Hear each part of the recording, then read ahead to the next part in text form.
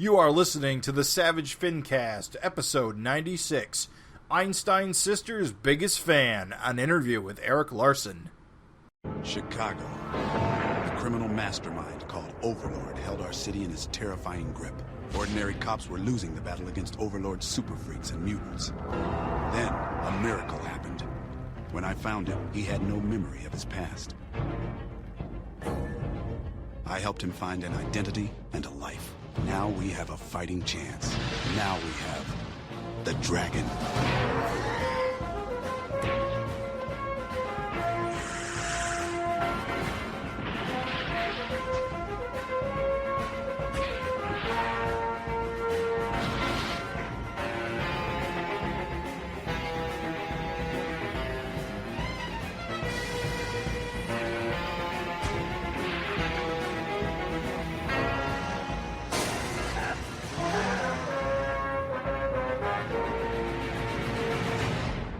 This is the Savage FINcast, the show think about getting into some AMSR. My name is Jim Purcell. I'm Craig Olson. I'm Raven Perez. And we are here with a very special episode. We are going to be talking to the one and only Erik Larsen about the last, several issues, but primarily what it all took to get issue 250 off the ground, and of course all the craziness that we see in the follow-up, issue 251, which was, in my opinion, almost a better issue because of how insane it was. Okay. Right out the door with the hot takes. All right. I actually like 249. I want to start with that. Can we start with 249? Pick Eric's brain on 249? Take it away, man. Yeah, I mean, it's chronologically makes sense. Where did that come from, Erik? It seems like you're jumping back to the 90s, which is freaking incredibly awesome. I loved the traditional panels that, we've seen since almost, I feel like, issue, 101? Or no, actually probably like in the 70s, right, with the Savage World. And now it feels like we saw 249, which I think a lot had to do with some of the self-swipes you were taking, but it entered into 250 and I believe 251 with a lot of these kind of 90-ish panels, which I didn't realize I missed so much. Like, they're so fun. Yeah. Yeah, this is Robert Kirkman saying, how come you don't do that stuff anymore? And it's like, all right, try that out, see how that goes, see how I like it. It's been a while since I did that.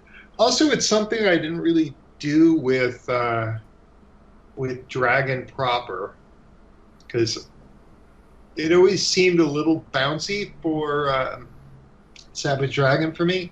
And so while it was something that seemed appropriate for Spider-Man, Savage Dragon was, at least initially, kind of a straighter book, more Frank Miller Daredevil than Spider-Man, I think. That makes sense.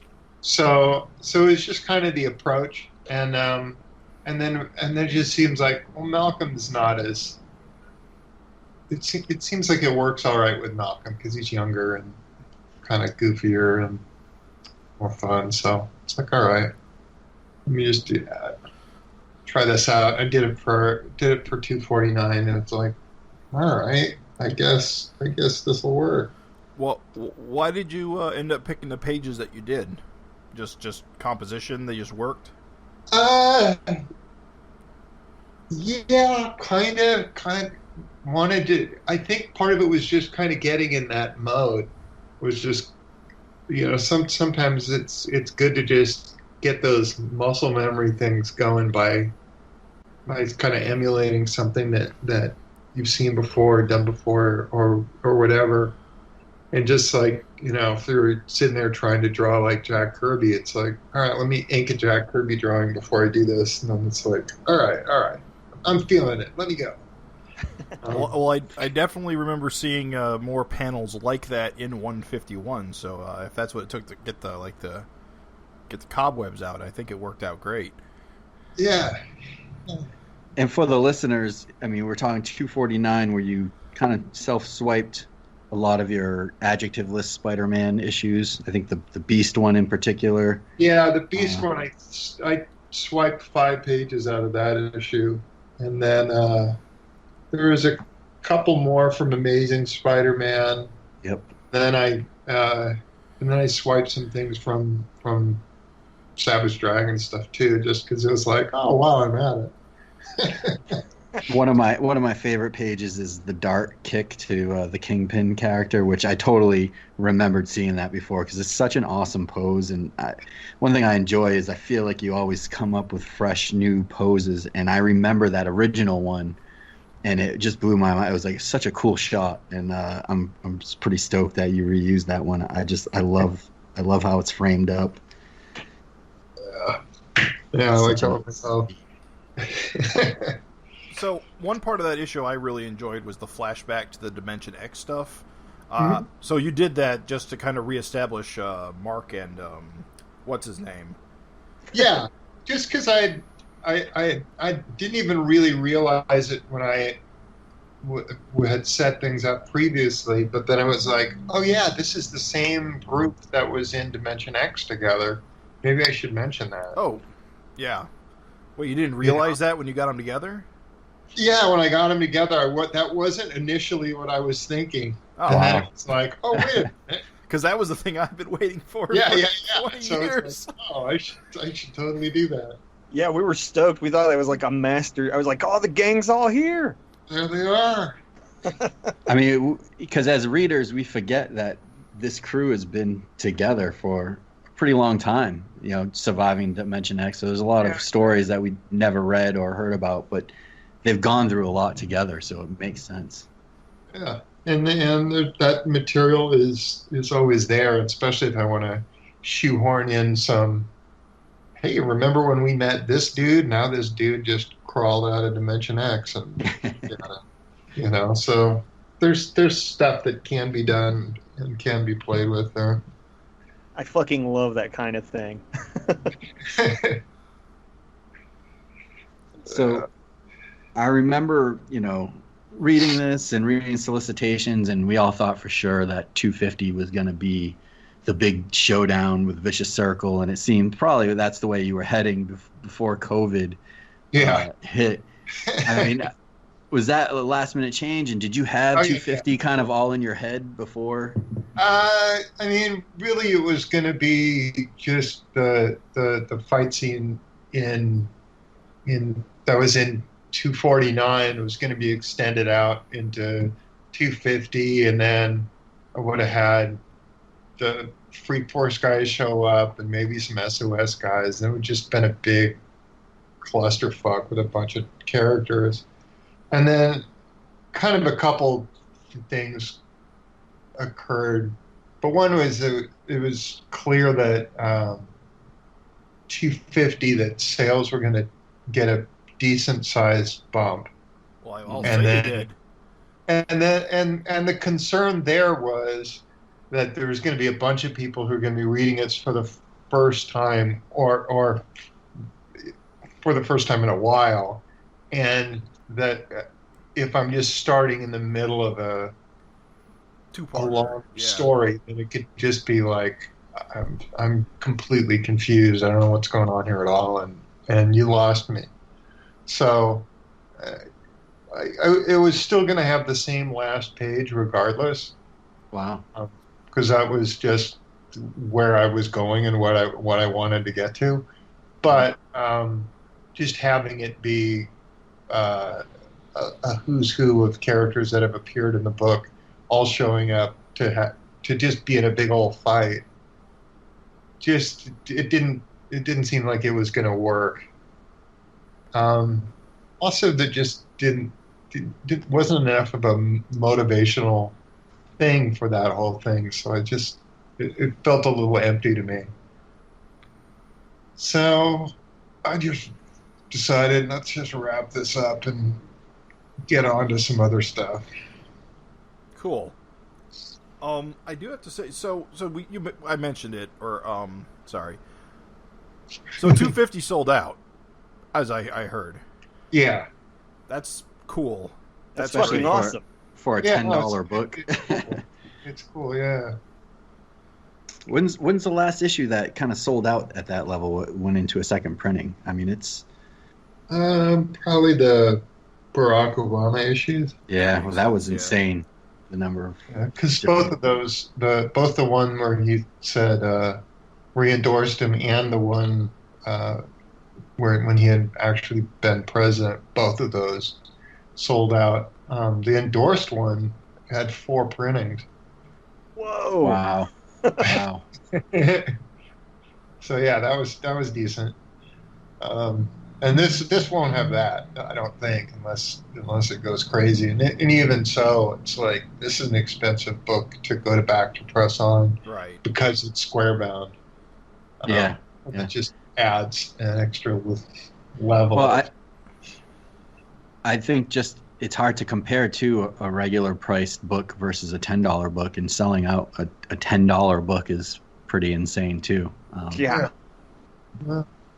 But the second printing is gonna have the 100 big pages, like old school, like logo stuff on the main cover. That's the difference, right? Yeah, the old trade dress. That's it. I Different mean, color. I didn't want to do like, hey, here's yet another crazy different cover that you guys need to buy that. I don't know. It's always a wrestling match as to what should I do? What's appropriate? What's inappropriate? I don't like the idea of people feeling like they have to buy yet another version of it. Right. I gotta say, I am surprised by the reaction to a lot of the variant covers on this issue, just because everyone seems to want all of them, which is something I never was into, variant covers like that. It just, so many people just seem they want all of them, even the hardest one to find. Gotta have all of them. Well, I know with myself, I've never on a book that's had like multiple covers. I don't think I've ever gone and bought all of them. I may have been like, well, I like this one and this one, so I want to have those. But like Detective 1000 and Marvel Comics 1000 and Action 1000, all of those is like, if I want the book at all, I'll just get the cover that's either either the only one my store carries, or whatever the case may be. I was going to a store for a while there in San Francisco that just didn't play the alternate covers game at all. Right. And they were just like, we just get one cover, and that's it. So we just pick the one we want, and that's it. That's the one that's in our store, and period. Because it's just they don't sell any comics in their store for more than cover price. They don't have back issues to speak of, other than trade paperbacks and stuff like that. But they just weren't playing the whole collector's game. So it's like, what is this integrity I'm hearing? That's so weird. Well, it's pretty different. It seems like they're trying to avoid the headache, because it sounds like it can be a headache. Yeah, it can be a headache, and especially if you start going with, if you got 10 of these, then you can order one of these, and then if you get 20, then it's like, good God. Yeah. Because there's stores that are just trying to get to those points so they can get that one book, so they can sell it for an inflated price and cover how much they've invested in. So, come on. I think that's crazy, but I do think, if you have a customer that wants it, I see no problem like ordering that for the customer's needs. But when you're just ordering it to throw on the shelf and to get that special variant, well, if the customer wants to order 10 to get the special variant, let the customer do it. Yeah. Well, that's only if it's easy to if there's just an order code. But like Eric said, some of them you got to buy 10 copies to get one. It's a Chase variant. It's just a massive pain. Yeah. Yeah. I will say, I feel like with Savage Dragon, it's a little bit of a different kind of thing where at least I feel like with the people ordering all the covers is, hey, I feel like, Eric, you don't ever really soak us on variants and stuff. And when you do it, it's for most of yours, it's like one or two variants. and I feel like 250 was such a celebration that we're pretty. I know most of you I talked to are pretty stoked just to see different artists' take on the character on the cover, and it's fun. Occasionally, I'll do some where I just do a variant that's for a convention too. I've done that a couple times along the way where it's like, let me just crank out a crazy one for this one. What was the story behind the Otley cover, which was solicited a little bit later than the other covers? That was a convention sketch, right? That was a convention sketch. Yeah, I had done that at a convention. I penciled it, and then he inked it, and then somebody owns it and was like, "Hey, if you ever want to run this as a pinup, do this." And when is it Atomic Comics did that green cover? They had contacted me about doing a couple different covers for them. And they were like, well, we want to do a green one. And then we also want to get our guy to do a cover. And they just had some random guy. Well, I don't even know. I couldn't even tell you his name.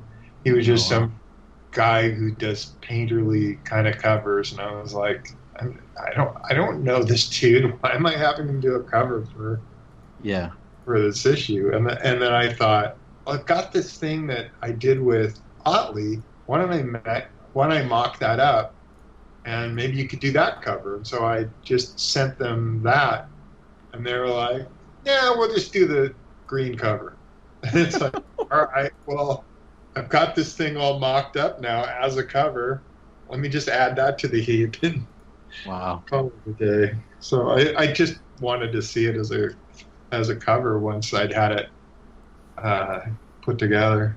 Yeah, it's a fun cover. I love the striking red background and of course the foreshortening, which I think Otley always jumps at a chance to ink or work on some of your foreshortening pieces. I know he's done it before with Invincible, which was a cool cover. It was a cover, right? The Invincible one, isn't that a variant? That also was drawn at a convention. Although he didn't ink it at the convention, but I did. Kirkman had me do it as a commission piece, and then I didn't know he was going to have it inked and turned into a cover. But it's like, oh, whatever. You bring up a good point though about someone that you don't know drawing a cover. I feel like, and maybe you can speak a little to this, like almost the recent events with Jay Lee kind of drawing a cover for one of the Comics Gates books, and he didn't really know.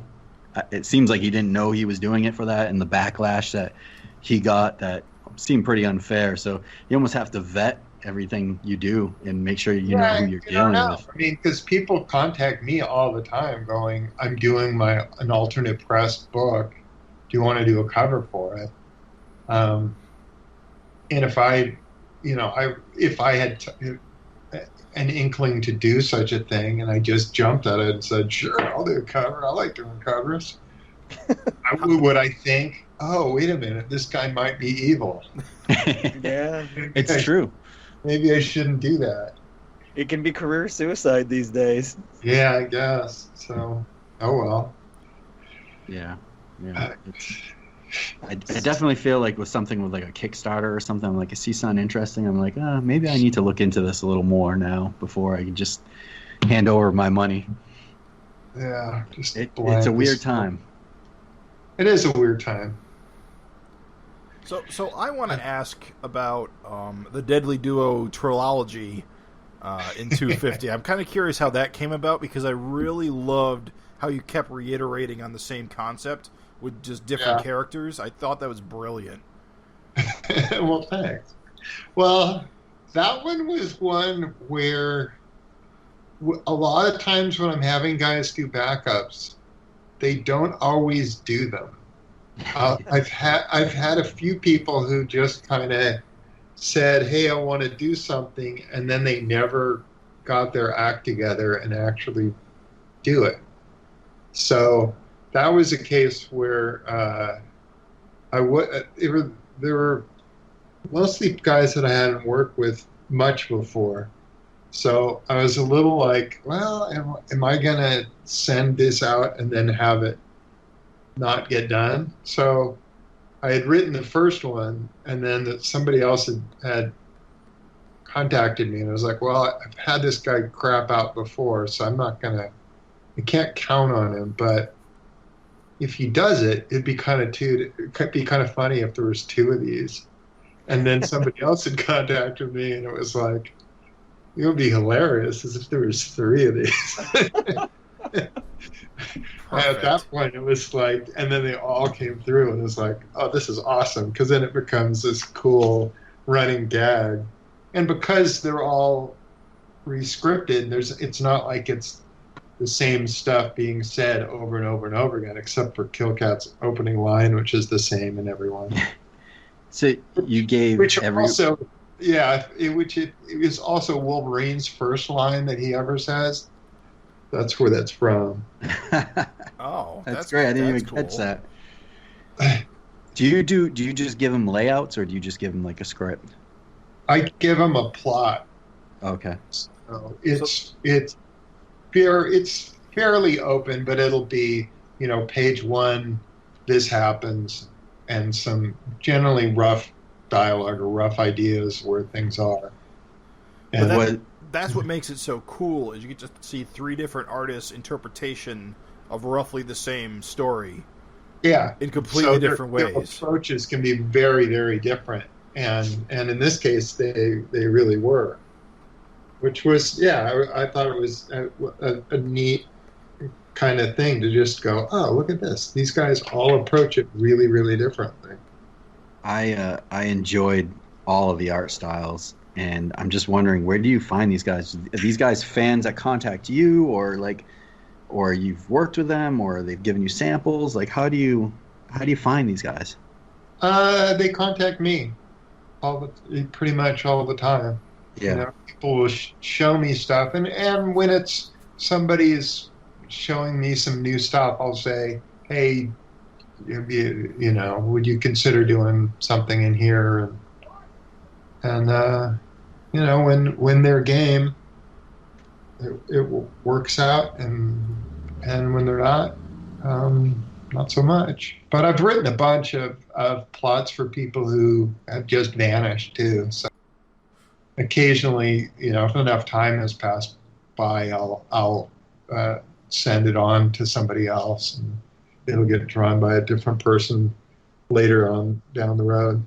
That happened with that Daredevil Super Patriot story that had the time traveler thing. The time traveler thing. That story would have been much more timely had the original artist who I wrote it for delivered. Oh, no kidding. Yeah. So, oh well. I thought it was cool that the Deadly Duo got so much screen time, especially in an anniversary issue, because one of the things I don't think you get enough credit for is how funny Savage Dragon is. Yeah. And, this shit was a fucking riot the whole time. And that was fun. I told Craig and Jim, I think you wrote the only good pronoun joke I've ever heard in my life.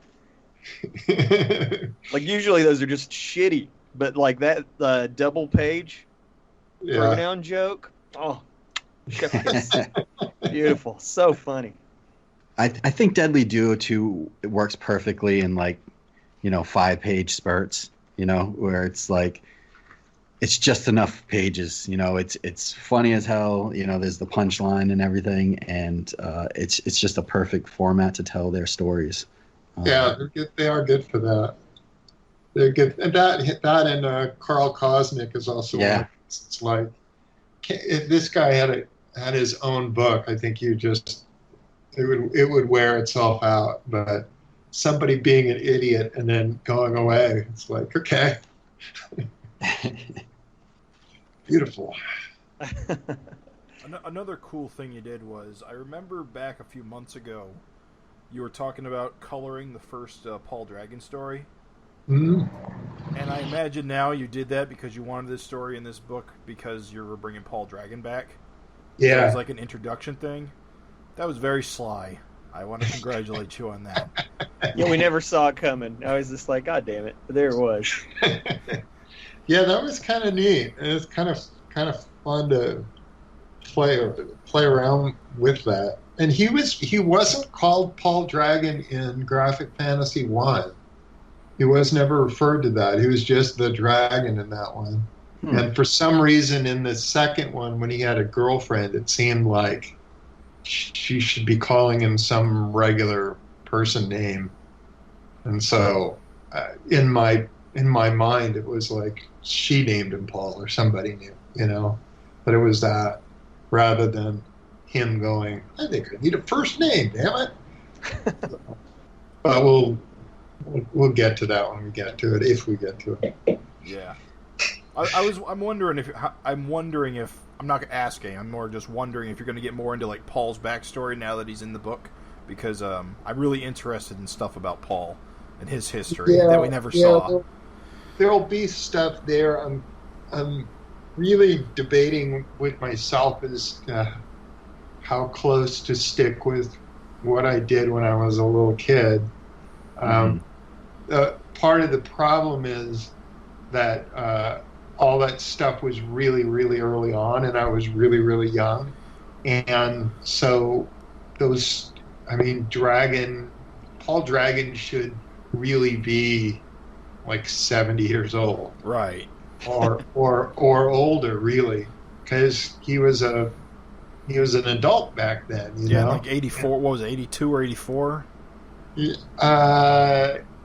Well, Graphic Fantasy was 82. Okay. But prior to that, in that Graphic Fantasy story, he was already far along in his career. He had already been part of the SOS, and he had already resigned from that. So he had a fairly decent career prior to Graphic Fantasy 1. And if I really went back into, kid shit, then it becomes like, all right, I guess he starts in 72. But then it's like, well, how old is he in 1972? And if you go, okay, well, let's say he's 20 in 72, that still makes him. Well, I keep thinking about that panel with Star on the phone, and you see Paul in the photograph in the William. William on the phone, and he's got the Paul on the wall in the Flash Mercury costume. Yeah, which there's so many knockouts in that story. It's sort of an odd thing for that particular framed picture to be in full color. Right. Yeah. But it was really like, I want to establish that he had partners costume at one point and that these guys were partners. But then it becomes like, so is he running around looking to find Star, and Star is his old partner, but Star is a Caucasian in this flashback story. So is there another guy conveniently, is who the hell is this guy, and what's this all about, and do these relationships change and stuff like that. I've also got the Megaton issues, which Reagan's the president in the Megaton stories, so that puts a definite timestamp on when those happen. So it's like, where do I put these? How do I put these? How does it work? Does it work in any way? How much do I try to make this shit work? I think it's very cool, and I think it's very clever. So whatever you choose, I think it's going to be great. Thanks. I'm pretty sure I'm not going to go exactly with that sort of. I think I'll probably go that he came to Earth around the same time that our dragon came to Earth, and keep them roughly the same age, so we don't have one dragon who's 10 years old and another and stuff like that. in your childhood comics, was he an alien that merged with William Johnson? Is that how it worked? I mean, because at one point he looked human, right? So in the original comics, William turned into this other guy, and then Fonte ripped him into two different people. But I never did the alien origin story. Oh, so Star in this isn't William. William is the guy in the Flash Mercury costume. Yeah. Oh. Yeah. Oh. He also has William's hair. Yeah, Star is. See, when we started over at Image, when I started at Image Comics, that's when I decided, Chris Robinson, that could be a black guy. yeah, In the original comics, he was a white guy, but he was still named Chris Robinson. Oh, okay. But having it be that there is another guy named Chris Robinson is like, well, that seems kind of fucking weird at this point, you know. So I'm not 100% sure how I'm gonna deal with this. it's amazing to me you have all this backstory dragon stuff that maybe only you and maybe a handful of your friends have probably ever seen, and it's all in your head now. It's all there, and none of it's. I mean, and I don't have any of those comics anymore because my house burned down, so I don't have access to any of that. The only thing that's real is I've got these two graphic fantasy stories, both of which have now been colored and reprinted. The first one has a coloring mistake in it, but whatever. I can't keep And for the general public, those issues came out, and it seemed like there was already 10 years of history. When you read those, it's like, man, this sounds like this thing's been going on for quite a while, because it actually has. It just wasn't available to the public. Yeah. It wasn't available to the public, and then I worked those stories into continuity. Those are issues, whatever it is, 63 and 65. Right.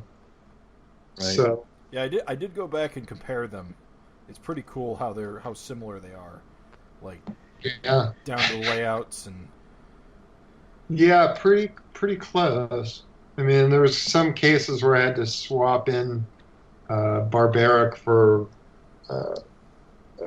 Mako and stuff like that, but Yeah. it's like, okay, do what we can here. Paul was definitely. Oh, sorry, Craig. Go ahead. No, you got it. Well, I was just going to say, Paul was definitely the way more interesting choice for the Return of Dragon, just because I think Paul has all those questions, all those, like the minute I saw Paul, my fucking mind was racing a million miles a minute. I was like, dude, like, what happens if he gets, like, a blood transfusion? Like, is he got any kind of chosen one aspects? Like, your mind's a blank slate. If it was just Dragon at the end of 250, I honestly wouldn't have been anywhere near as hyped. Well, I think too is you go, if it's Dragon, then you go, oh, that fucker. Yeah. He's just, bringing a character back from the dead. Here we go again. Yeah. It's just, it's such a cheat that everybody does, and there's also places I can go with it that conceivably could be pretty interesting, and I'll try some of those out and see how that works. I think it's pretty awesome too, just the fact that he looks visually different with the small fin. So even if he looked the same and you said, oh, this is Paul Dragon, but just giving him the small fin, yes, it's Dragon, but you can tell, it's a different character, and it looks different, and it doesn't feel like a cop out or anything like you said, like bringing someone back. It doesn't change Dragon's fate, I guess, is what makes it kind of cool. Yeah, that's what's great. Yeah, I like that. And then there's places I can go with it, and also it can give the kids a grandpa, which I kind of liked that they would have a grandpa figure, whether or not he's around forever. I don't know, but we'll cross that road when we come to it. I remember you saying that, years ago, that you were thinking like, you could be that mentor role, and so it almost I was gonna seems say like he you get to tricked do us. that a little bit. You tricked us with that mentor dragon talk. We knew. We got our guards up now.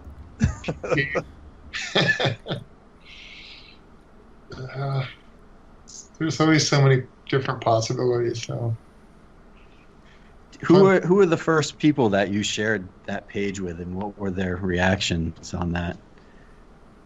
Gavin always sees that stuff, but I talk with him about various, thinking of going this way, thinking of going that way. Erik Stevenson was trying to talk me into just bringing back regular Dragon. Boo, that man! Boo, that man indeed. Boo, Erik Stevenson! Coward Erik Stevenson. So, a couple other people. Even when you showed him Paul, he was saying, "Nah, I think you should bring back the regular image dragon." I feel like you get the best of both worlds with this. Yeah, me too. I feel like it is best of both worlds because you get those dragon feels off of Paul, but Paul's a whole new world. He's got the memories. Yeah, and he's got access to it, but it's just like remembering a vivid dream. Like, I kind of remember this stuff, but it's not primary memory. But it also works for the villains, like, skipping to 251, where Mind Warp shows up, and he knows who Mind Warp is, and Mind Warp's like, out to get him. I mean, they still have a lot of hatred for Dragon, so it's still fun, that you can do that. Yeah. At the same time, I think it opens up the door for you to do crazy shit like Bronze Man or something like that we would never even see. Whereas if this was just regular ass Dragon coming back, you couldn't have those options. So I think it's way better. Yeah, there's some interesting things. I'm curious where I'm going to go with it because I don't know yet. Yeah, there's other guys that could have followed him into Dimension X. Absolutely. Yeah, or people who got memories from Paul's universe. Yeah. And have them kicking around in their head. Exactly. Yeah. There's a bit of that. There's some characters that haven't yet appeared that he's going to go on something of a quest to just see who's still there and who he remembers and that's a good segue to get into 251, because right off the bat we see Paul trying to connect with Malcolm, and then asking where Mark and Peter and Angel are. So he is definitely out there trying to make those connections. Yeah, and Mark and Peter were his actual sons in the old comics. Actually, Angel was his biological daughter in my old comics. And so she'll probably have those memories, right? Or at least a little inkling of them, right? Not the same person. I don't know that she would. Because she's kind of a different person. Because she's not his biological daughter, she's going to be different. Although, this is just me spitballing here, they are echoes of each other. I mean, they fill a similar role, so maybe that's enough to have a connection. Very much so. But I would think that if he was looking at her face, he wouldn't go, "You're that person." Right. Because he's not. I mean, everybody has a similar kind of look in comics anyway, and filtered through my art style, they're going to look physically somewhat like each other. But if you were casting them in a movie, they'd be played by different actresses. It's like if you made out with your dead wife's twin sister, you'd know it was wrong. Okay. You'd know it was wrong. You'd know. When you wrote that first bit of dialogue on that first page, man, you got the Finn wrong. It's amazing. Perfect. 251 issues later, he finally made it into the comic. He calls it a little turd on his head. Yeah. Which is, it's always been this pain in the ass thing to draw too, and trying to communicate to like, no, you see, it's cylindrical, but then it gets flat right towards the front, and it's like, yeah, it's like a ridge. It is weird because if you see it straight on, it looks like a ridge, but when you look on it like side on, it kind of looks like it's flipped over. But I understand that it's a ridge. yeah, the fin worked out better, but I bet people fuck that fin up like crazy. More than the way regular more. fin. Yeah, way more. yeah, they both get screwed up all the time. So 90 degrees to the forehead. Come on, guys, not even close. It's like I think it's such a simple design of it's just a bald dude with a fin on his head that people just kind of assume, oh, I got this. I don't even need to open up a comic. And so they don't. And then it's like, yeah, actually not that close. Or they think it's just because it's like they embellish it because it's his most distinctive feature. Yeah. So they're kind of putting themselves into the fin. I think that's mostly why we see different fins. This is my version, man. Yeah. Look how big it is. Look how tall my dragon is. It's like Batman's ears. Bray Fogel him straight off the panel. Yeah. And I can't tell you the number of people I've heard say like dumb shit like, well, I mean, I put some scales on him. And I'm like, dude, he's not a dragon. Like, goddamn, he's not a literal dragon. Like, that's a nickname, dude. He doesn't breathe fire. He doesn't hoard gold. Yeah. You know that if there ever is a dragon movie that the studio he's going to end up with scales on him. You know it. That the studio is just going to be, I'm not going to get that much approval that I'm going to be able to, control that at the other end and just be like, God damn it. That's why I want this fucking movie. I mean, his fin's more like, well, I guess dragons have fins, but it's always struck me as like more aquatic than dragon. We're going to give him a forked tongue and make him breathe fire. Exactly, a forked tongue. And like the vertical iris or pupil. Yeah. Crazy eyes. Yeah. And Overlord, he'll be like a knight with a sword. It'll be great. Yeah. Be so cool. This dragon's gonna save the princess.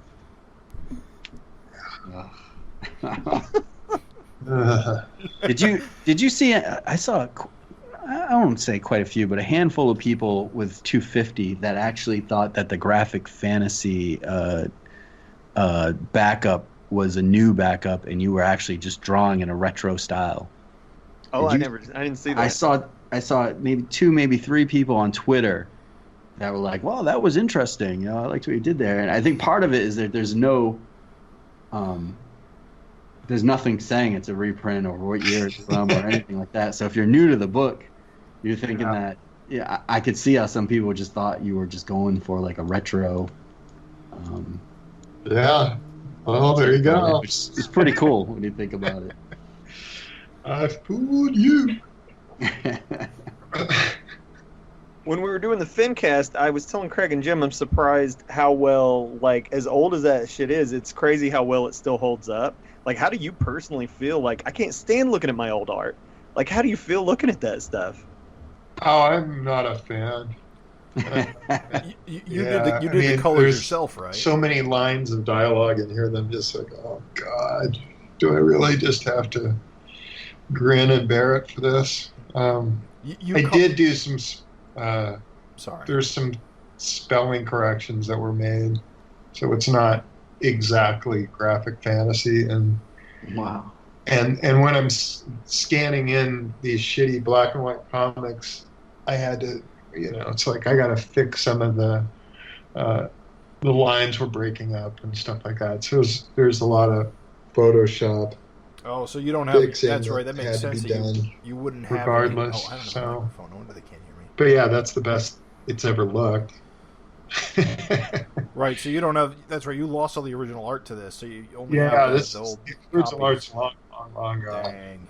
If I had to scan that in, But you colored this yourself, right? Yeah. Yep. Yeah, and I colored this Carl Cosmic too. That's Yeah. fun. Didn't you do the Walt Simonson cover as well? Yeah. Yeah, Walt's cover and the cover I did with Ryan also. Nice. So there's a couple little things here and there, and then I slap the logos on all the things and stuff like that. Andy Kuhn is just so great to see. Yeah, I Draw love this stuff. comics. He's so good. It's just fun times. I really like his stuff a lot. It's nice. I mean, it's like he got a fair amount of newcomers, guys who've never done anything in Savage Dragon, got to do some stuff, which is cool for them. To be part of this anniversary issue is kind of like, oh, they were all super stoked about being part of that. And then it was nice to have some old favorites, Frank Fosco and Joe Keating. Andy Ryan. Kuhn he did Freak Force, so Yeah, it's true. It's true. Frank absolutely killed his. I mean, Yeah. that backup was a goddamn masterpiece. The Ninja Turtles, so good. Yeah. That's fun times. Serendipitous timing with him and Gary wrapping up their TMNT run. Yeah. And then Rich Woodall doing his stories, like, that was cool. yeah. Who decided to do a Thor story there? Was that you pitched it at him or something that he wanted to do? With most guys, I ask them what they want to draw. And so, it's like, what characters are interest you, that sort of thing. And he had mentioned the gods, and it was like, all right, I got something for you. So, yeah, and he really did a great job of that. I don't think I've seen a better Rich Woodall story. As badly as Hercules gets messed up at the end, I kind of hope we see more of them soon, just to kind of see where they're at after this. Yeah, we'll touch on them. Yeah, I definitely really enjoyed that backup, and we had mentioned on the last FinCast. The thing I loved about this backup is it's such a variety. So you have like the Flash Mercury, which is just kind of the silly gags that really don't seem like they're just there as comics. Just as non funnies. sequitur. Yeah, you get the Deadly Duo, who's it's the Deadly Duo. Let's just say Yeah. Carl But Cosmic. even in the context of those, we get to touch in on Other- Super Patriot, and we get to touch in on Daredevil, and we get to touch, Yeah. I mean, we But get to see the Bay Guardian in Yeah. way more detail than we have before. That's cool. Yeah. And then you get a strip like Thor that kind of sets up something for future issues, which isn't maybe not just self-contained. It's definitely setting something up. So it was just a little bit of everything in it, and it was just fun. It was probably one of my favorite anniversary issues that you've done. In terms of just the backups alone, were just I don't know. I just went through them so fast. I was like, all right, what's this next one going to be? What's this next one going to be? It's fun. Who are we going to see here? We got so many characters pop up. Like you guys said, the Bay Guardian being like, oh, you finally put that guy doing something. I was hoping he was going to be more than just a splash page or something. Yeah. Too cool a visual to just waste. Yeah, he ended up being way cool. I gotta say, when I was sitting there drawing that drawing, it's like, oh, I kind of want to use this guy again. He's awesome. Yeah.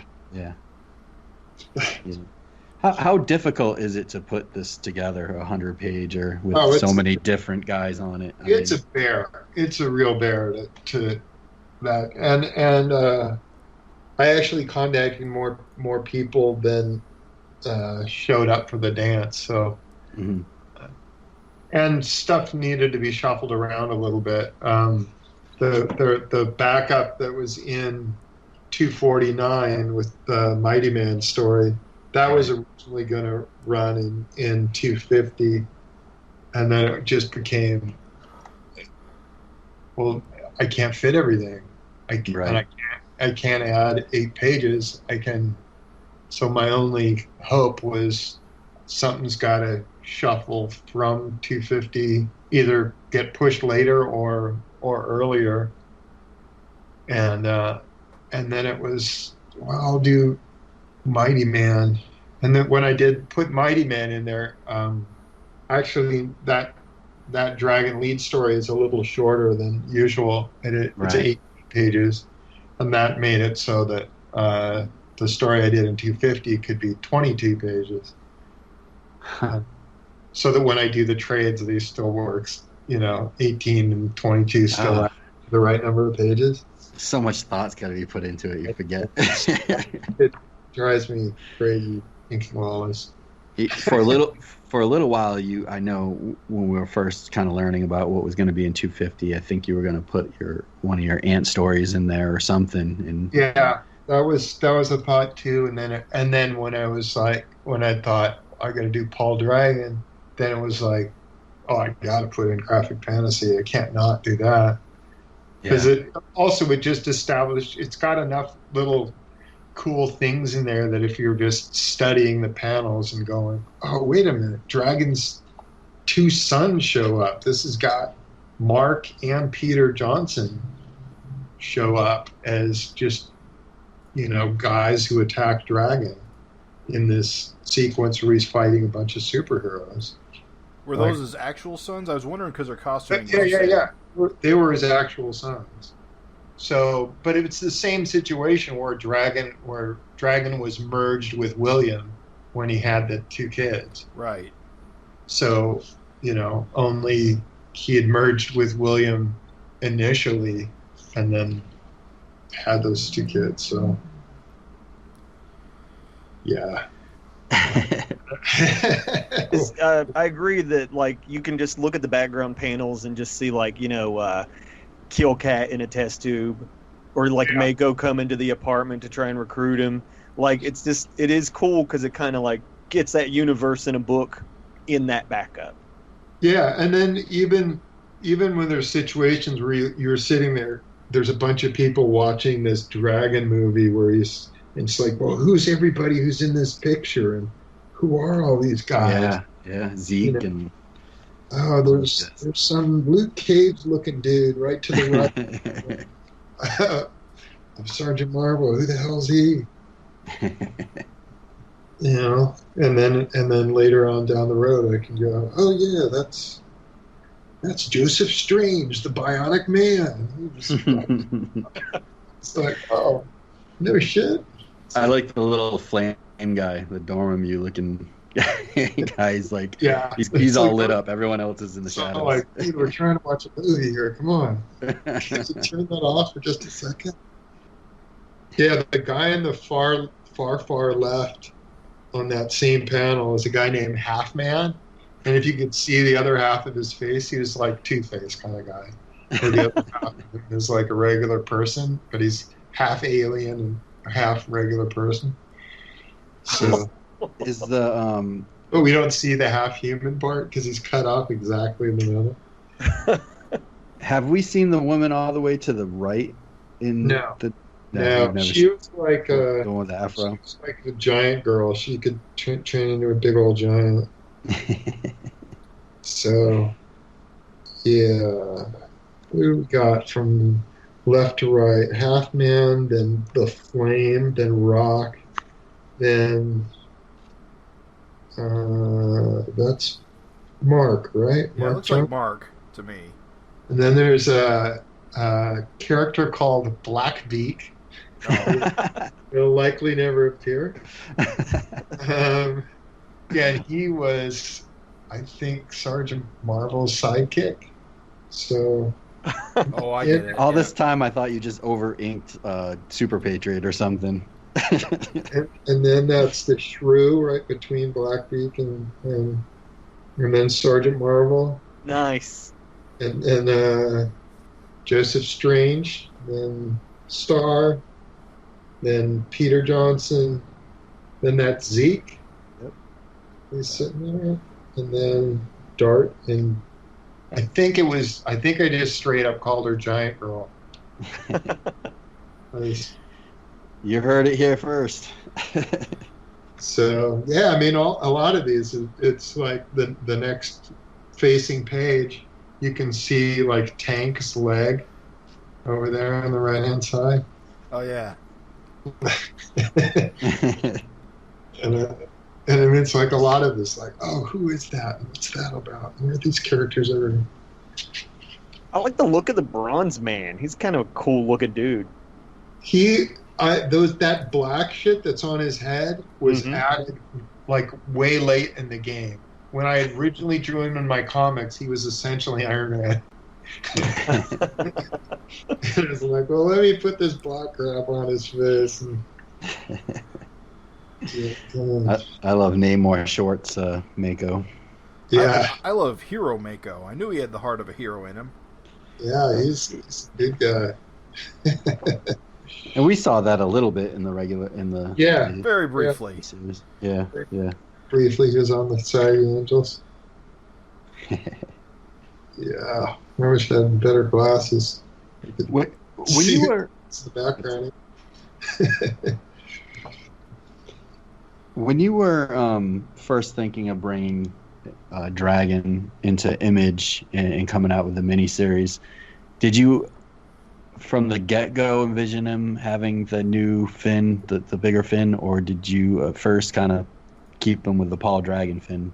I know you have a dragon-like character in Marvel Comics Presents, and maybe that was the first type of prototype playing around with, but I was always just curious about that. It kind of was. That was kind of where it was, where I gave him that because he was a variation on Paul Dragon in that, and then it was like, oh yeah, I should just use that fin. And then initially when I was going to do it at Image, I have a couple of pages in my sketchbook where I was trying out a bunch of different kinds of fins, and then it was like, yeah, I guess that one I used in Marvel Comics Presents was probably the best of those. So, oh well, I'll use that. How have you never published that page with all the different fins? I don't know. I don't know how I have it. A lot It of seems my pretty awesome. sketchbooks are not very good. But Yeah. they'll get better. I mean, years and years and years ago, you were going to do like kind of an art of Erik Larsen book, right? I mean, it was at least solicited, or at least there was a house ad or something. I've definitely seen. and it just ended up like, this is gonna be too much work to assemble. Not only the sketches, but I think I promised some how to make comics the Image way kind of. Oh wow! Whoa! There. And it was like, this is gonna be too much work. I'll just do this shit on my Facebook page instead. So, bouncing around a little bit, but do you know, does Walt Simonson actually read the book? And the reason why I ask is because his cover was so kind of spot on to how the story is, which, you know, a lot of guys just do a pin-up or something like that. You can't really tell. I don't know if he does or not. I would suspect he doesn't. I sent him shots of various characters and stuff like that, and when he had no idea of what he wanted to do, I was like, just do something like one of those old Uncle Scrooge covers where you know the kids are fucking around and he's getting disturbed, whatever he's trying to do. Well, it just seems like it goes so well with the COVID issue, stuck at home, and it was a really fun cover. Yeah. What a happy circumstance that COVID came and wiped out. Really worked out for you. Yeah. You know, you laugh, but I feel like looking at, you know, the Savage Dragon Facebook page and stuff, I feel like COVID, with the stores closing, a lot of people went out looking for existing comics that either, you know, they stopped collecting for a while or looking for something new. And I felt like Savage Dragon scratched the itch for a lot of people looking for a long run of stuff, because I see a lot of new faces. And then I don't know if you noticed recently, I mean, probably not, because I don't think you're shopping for back issues of Savage Dragon, but just from seeing people post things and the prices that they're paying for some of these back issues is insane. And I go on eBay and look, and it's like there's nothing available anymore. I know. It's I know crazy. That. There is talk at at Image because Eric Stevenson was contacting me at one point going, should we just do? I mean, Marvel keeps doing these back issues where they're doing a new version of the old back issue. Mm-hmm. Should we just do that with a bunch of issues of Savage Dragon? Oh, you mean like the facsimiles in the facsimiles things? Because it's like those are impossible to get for anything less than a shit ton of money. As long as you include the posters. Well, I mean, real early issues are those are readily available. Those things that I wouldn't think would be. If you can't find Savage Dragon #1 at cover price, you're not really trying. Try harder. It seems like after issue 100, it gets pretty difficult. I think even after after issue 50, like 51 and up, I think are those start getting difficult because people will be like, I can't find issue 63. It's driving me nuts. I'm having a similar issue actually, and yes, stuff after 75 actually gets harder to find as well, but not as hard as stuff after 100 and 125. Yeah, I think it's really uncommon. Yeah, because at this point you've got stores that are just we've got our customers and we buy the book for those customers, and they're being pulled and they're being put in the slot, and nobody else can ever buy it because it's never on the stand. That does seem to be the problem. Although I think a lot of your issues are still available through Diamond. If you just back order them, they might turn up. I don't know about going all the way back to like the hundreds. I never know how that works. And occasionally I'll get contacted and go, we're paying a lot of storage fees for these issues. You might want to, do a sale or just dump these things. I know at one point people were just having runs of their comics just destroyed. Wow. So they back charge Image for storage, like for any unsold issues? Yeah. Wow. People have these real storage issues with stuff. That's amazing. There's tons and tons and tons of these books that are just all over the place. It's like, well, what can we do? It is funny. You think about a previews every single month, a phone book worth of new shit. Yeah. Yeah, and some of those they don't sell super well, and how many are you going to print? How many are you going to overprint? Maybe 1,000 copies in a box somewhere, and it takes up space. Yeah. Space. Exactly. Sheesh. I mean, what? So you're saying?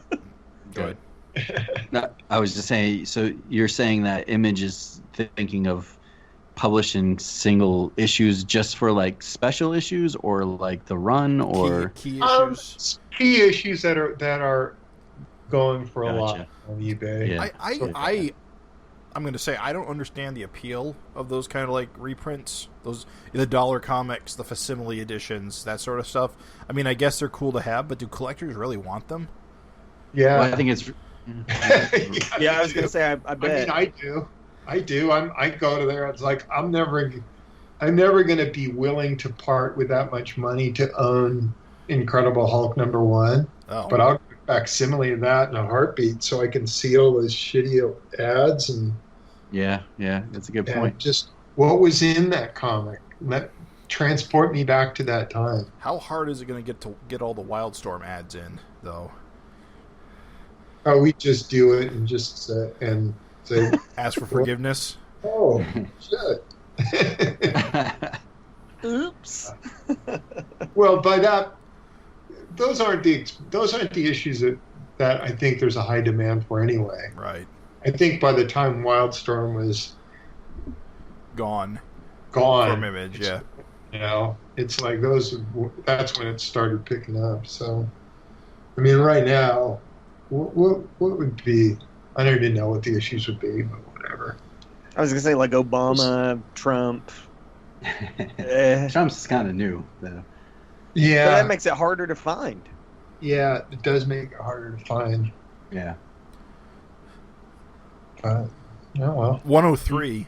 Well, 103 is popular because it's got the first appearance of Invincible in the back. That's why that one sells out all the time. That's just a preview page. Yeah.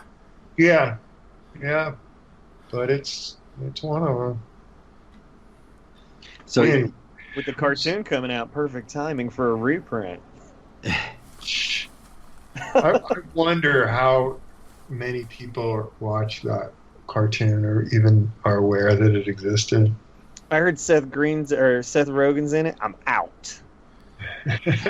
Hard out. No Seth Rogen. Can't do it. what about the Savage Dragon cartoon back on Peacock? I've been hearing people like pleasantly surprised to find that. There's actually quite a few people that grew up with that and have a soft spot for it, and it's kind of nice that it's back on available on streaming. That you have that. It's like, oh yeah, that exists, and it's not a crappy version. Yeah, no, I mean it's pretty rough looking. Yeah. Yeah, that's kind of the sad part, is that it doesn't look like they took care of their master tapes, so I don't think it's ever going to look much better. But it does look much better than it did bootleg-wise, yeah. Well, I watched it on my computer and it looked like ass. Oh, I'm not. It doesn't look great. It's rough. I think the masters are a little better than that. It's a little cleaner. It looks like fuzzy JPEGs watching it. Ooh. Can you imagine 480 TV on a 4K TV?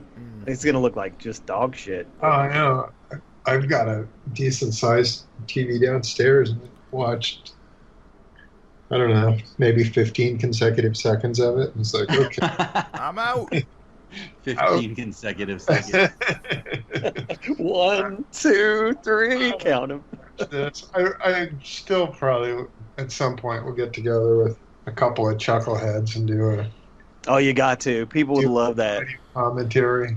God, there's a couple of really great freeze frames if I could find them, but it's like it'd be searching like a needle through a haystack to find them, because there's one where Dragon is talking next to Frank, and then Frank takes his hand up to stroke his own chin, but they colored it as Dragon's hand. So it's really like this odd reach of Dragon just reaching over, stroking his chin, stroke his friend's chin. It's like, what the hell is going on here?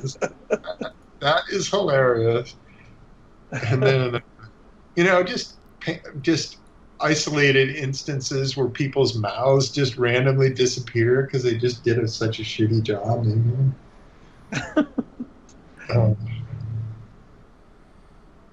Hey, you got to roast that shit. You got to cut that track. Absolutely. Gotta, but it's like, do you really want to sit through 26 of these? I mean, holy crap! There's at least one episode that I've never seen fully because I just like, all right, I'm fast forwarding. Can't do it. Can't do it. There's a few characters in there that don't really show up in that were just for the cartoon.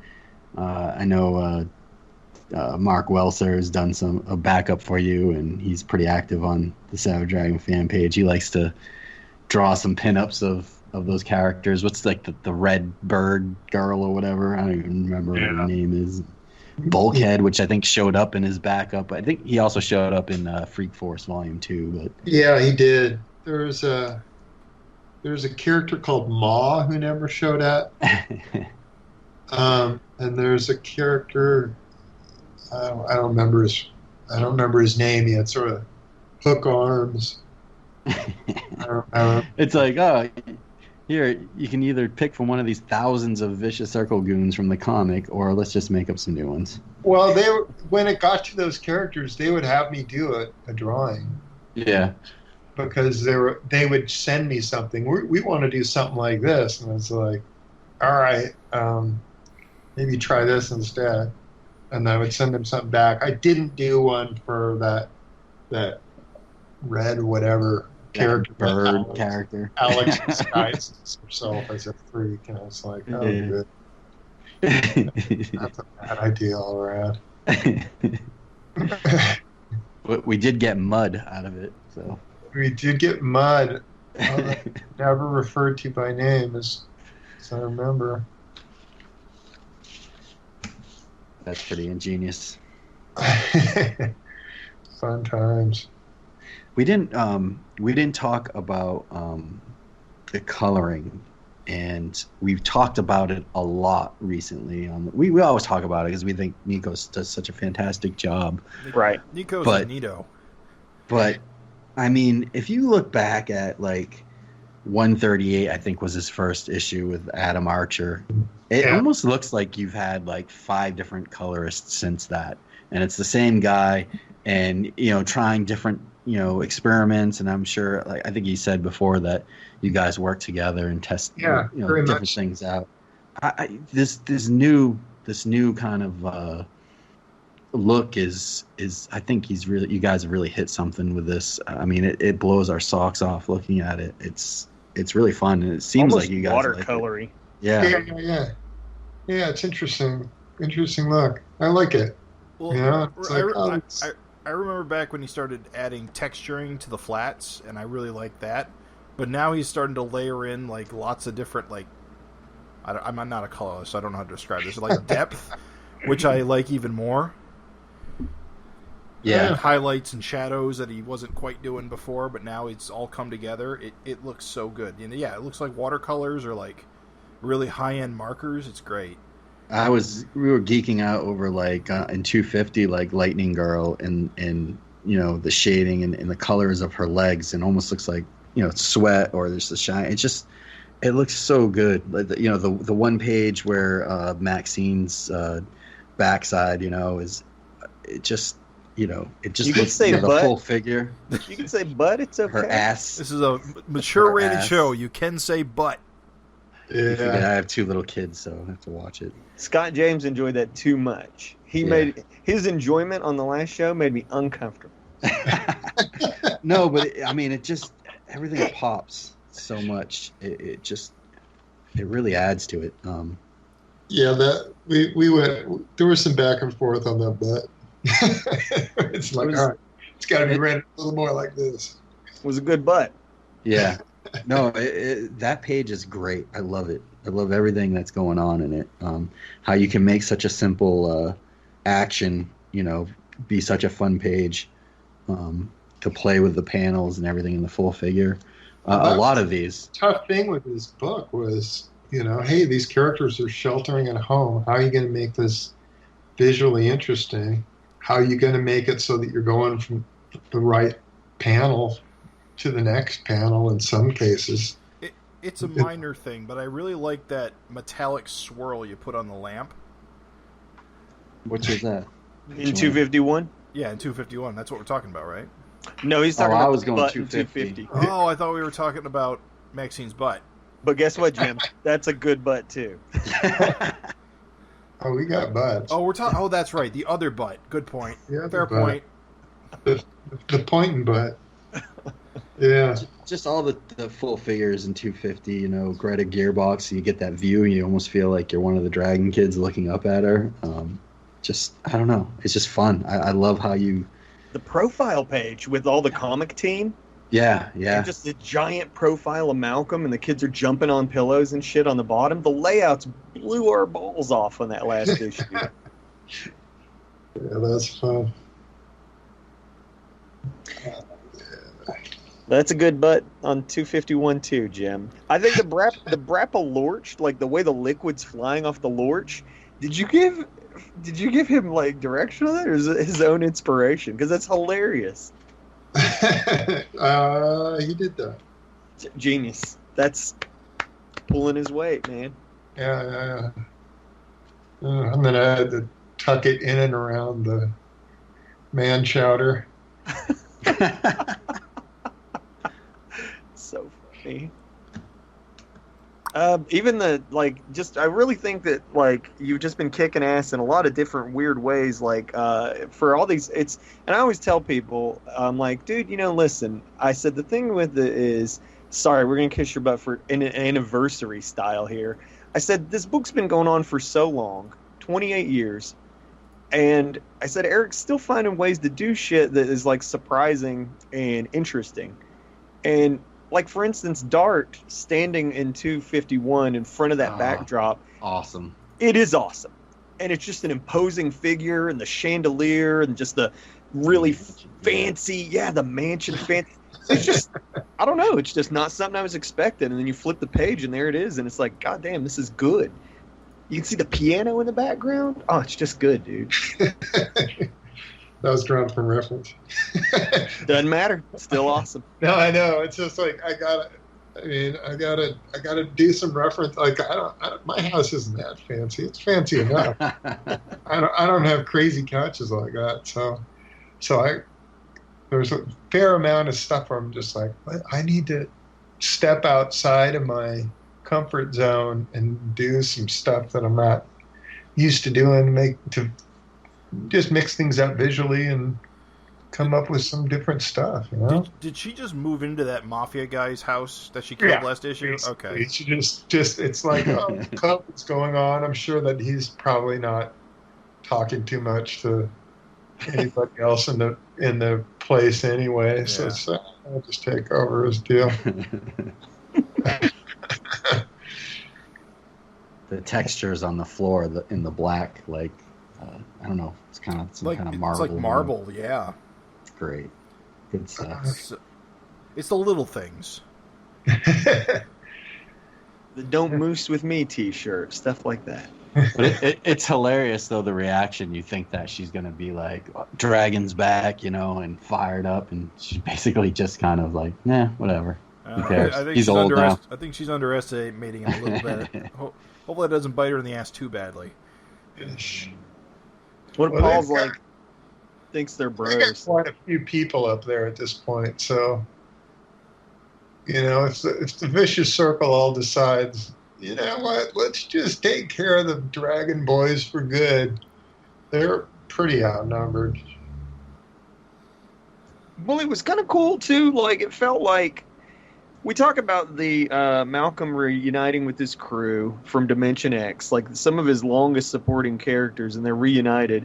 And then also, too, there was the move to get everybody more up to Chicago, which is cool because it has Toronto, Chicago. What I'm talking about, from Chicago, right? In a lot of ways, it was kind of awesome because it felt like he made big strides to just kind of close the book on Chicago, which was unexpected. Yeah. I know. It's like, oh well. Yeah, I think it's awesome. Because I see still commenters, people are like, "Oh, I miss Chicago," and I'm like, dude, Toronto has been a million times more interesting than Chicago as a location. It really does feel more like a place. Yeah. Chicago did sometimes.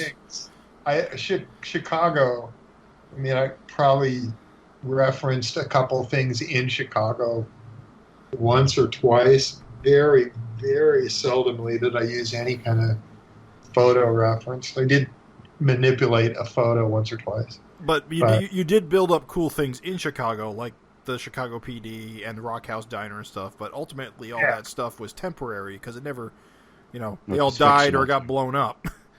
Yeah, and it's all made up shit, too. It's not like, with freak out Toronto, I'm sitting there going, I'm going to use the poop cafe.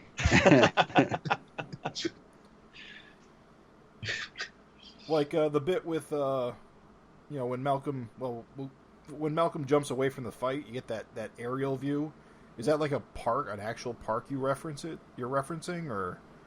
I was looking at something, but I didn't go, that's not super accurate. Okay. I did look up something and it was like, all right, this could be this and this, and then it was like, or it could be not. Right. It seems like that could drive you crazy to try to feel the need to reference everything.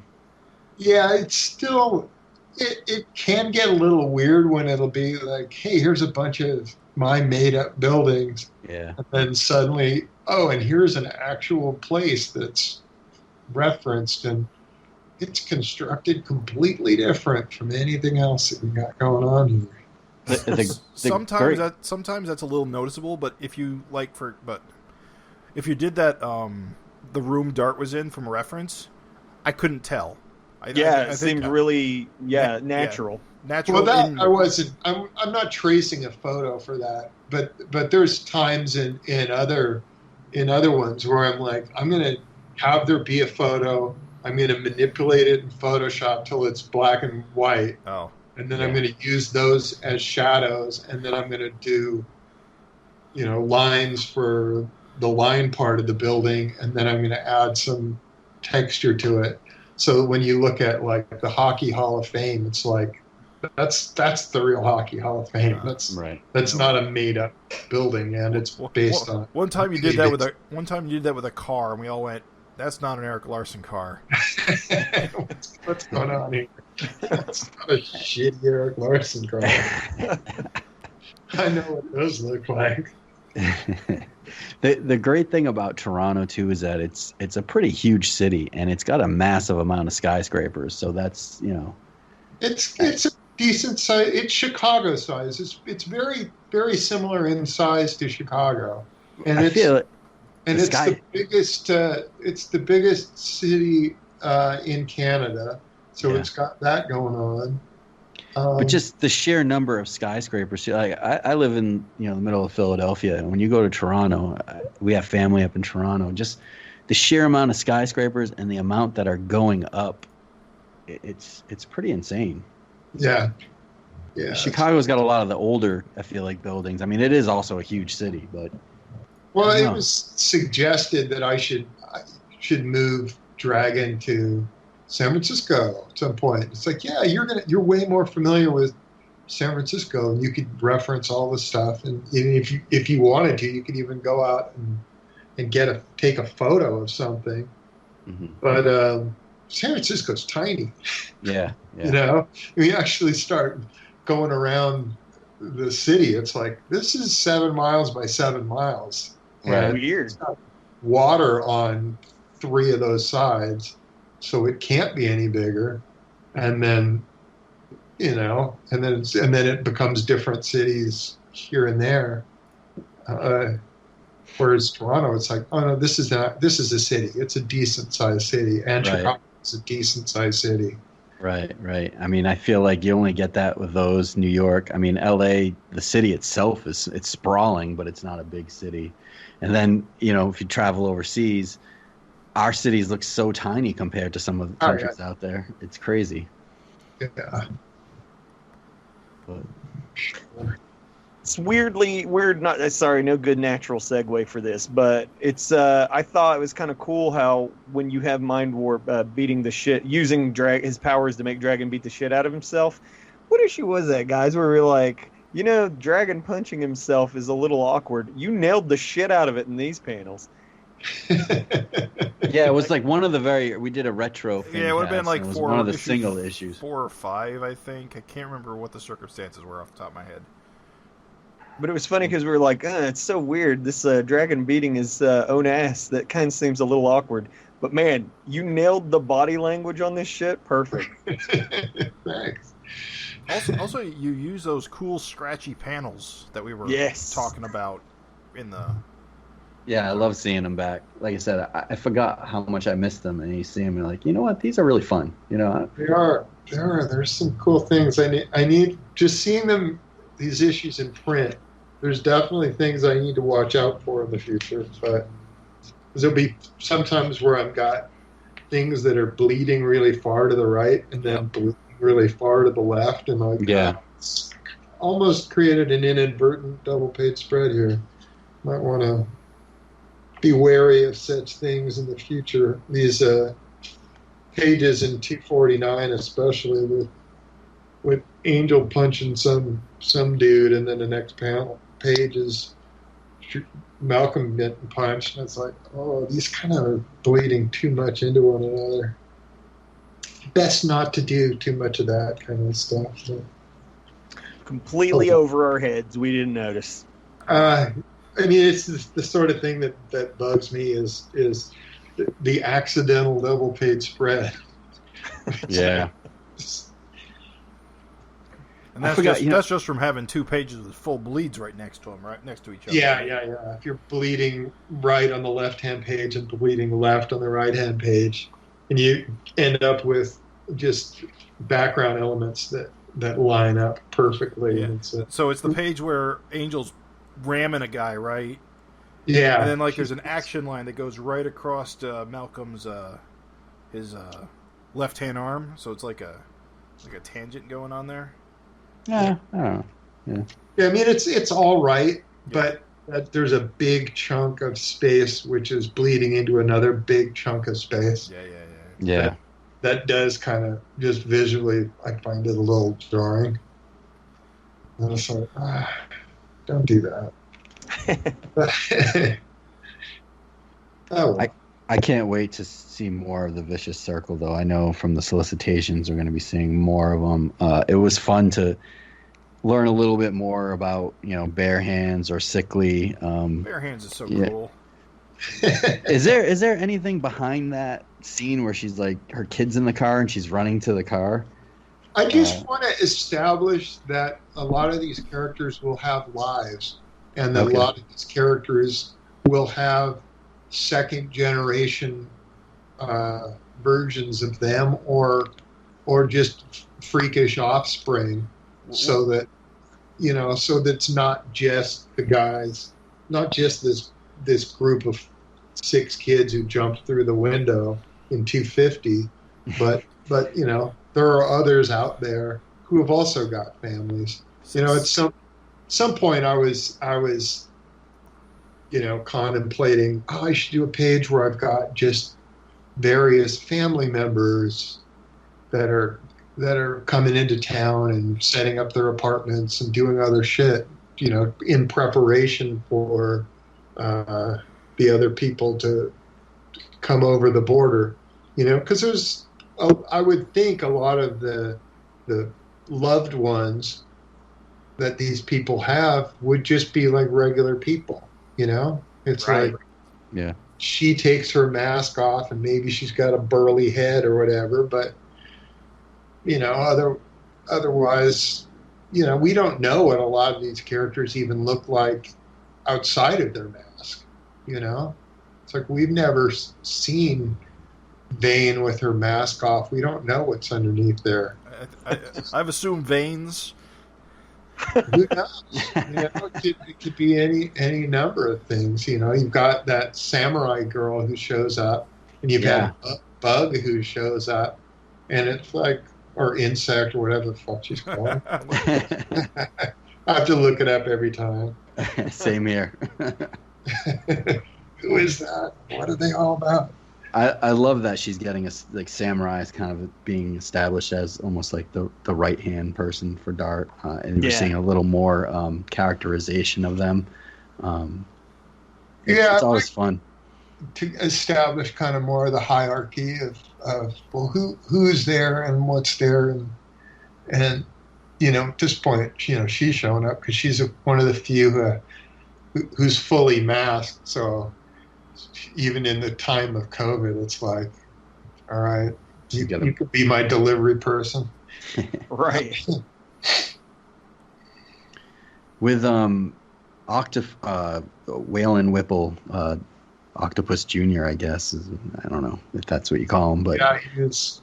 It was, we corpse now. Yeah, right. we learned that he gets his little the space squid attached to him. And I don't know if you even thought about it, cared, doesn't matter, but is the thought in your head that that's the same thing that happened with his father? Yeah, that would be the idea. That they're basically, let's duplicate this thing that went on with your dad and get that going on here so we can have you be a freak like us. Nice. I was telling the boys, I said it's cool because even if you never ever do anything else with it, it kind of takes like what was just an established visual for like a long time and now makes it like a tool in the toolbox. Like somebody else could do it. Also, you can go into Dimension X and there can be some of those squids running around. Yeah. It's like, oh shit, I'm being attacked by, fuck, this is familiar. It's a bunch of 4-armed purple squids. I mean, Waylon got his head crushed. Maybe that squid's still out there. Could be, dude. He's fine. He's just got a fucking dead body attached. Should grow a squid head in place of Waylon's head and takes over the host. And I'm still all about the ladies.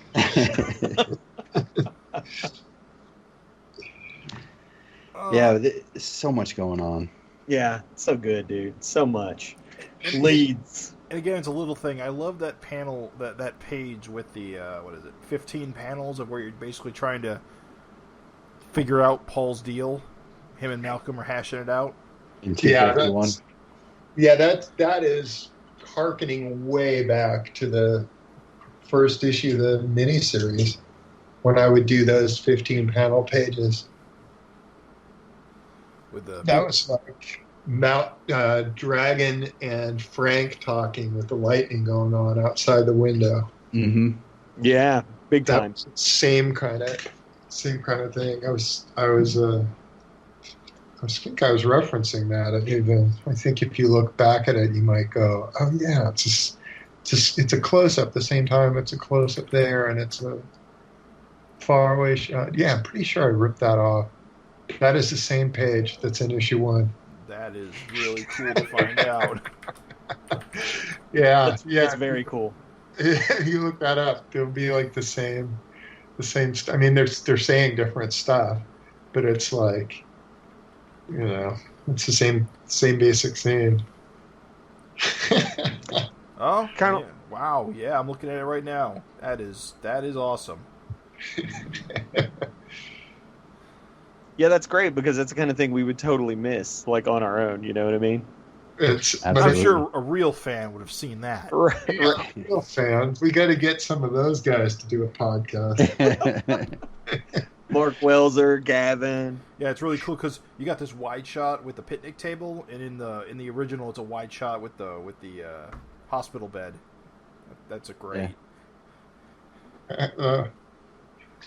I have to laugh when I look at the last page of 251, and you have next issue, Famous Funnies, and going back, I think when maybe there was some kind of talk on the page, or maybe last time we talked to you, you were saying how with COVID and stuff, I mean, you're able to catch up a little bit and get ahead so that you're not writing solicitation copies and not knowing where you're going to go with it at the time. And then you go and do this to yourself with the Famous Funnies. No. And It took me like 2 months to put together that issue. It was such a pain in the ass. And so for the listeners, this is 252, which is going to be all kind of funny books, comic strips based on real comic strips. Basically, every 2 pages is a double page spread. The exceptions being page 1 and page 20. Page 1 is a single panel, so that I did Family Circus, which is a circular splash page. And the last page it's still a Sunday, but it's stacked different. Nice. Oh, I can't wait for that one. That's gonna be a good one. Did you finish drawing the issue yet, or? Yeah. It's at this point I'm waiting for the lettering on page 20, but other than that, it's all lettered even. I know. Farron go and learn how to letter like a bunch of different cartoonists. Good luck lettering like Seeger. So you're lettering it?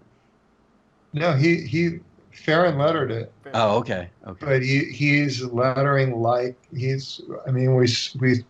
sent back and forth a huge number of strips where I would go and find a bunch of them and send them to him, and so he'd be matching styles on all these different strips. That's incredible.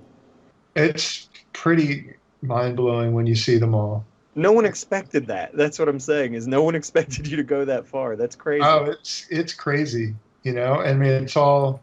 I'm still kind of trying to figure out if I'm going to do them with the big dots or not. I haven't decided whether I'm going to do that or... Because, when those things are reprinted, they're printed on nice paper and Right. they always look super slick. But then, there's something about having the dots on them that makes you feel like, oh, this is right out of the funnies.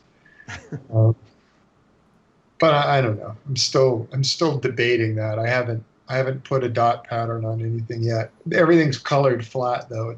It's not colored like Nico's usual coloring stuff. Right. I actually screwed with it way more than I should have. I mean, some of these are practically colored by me at this point.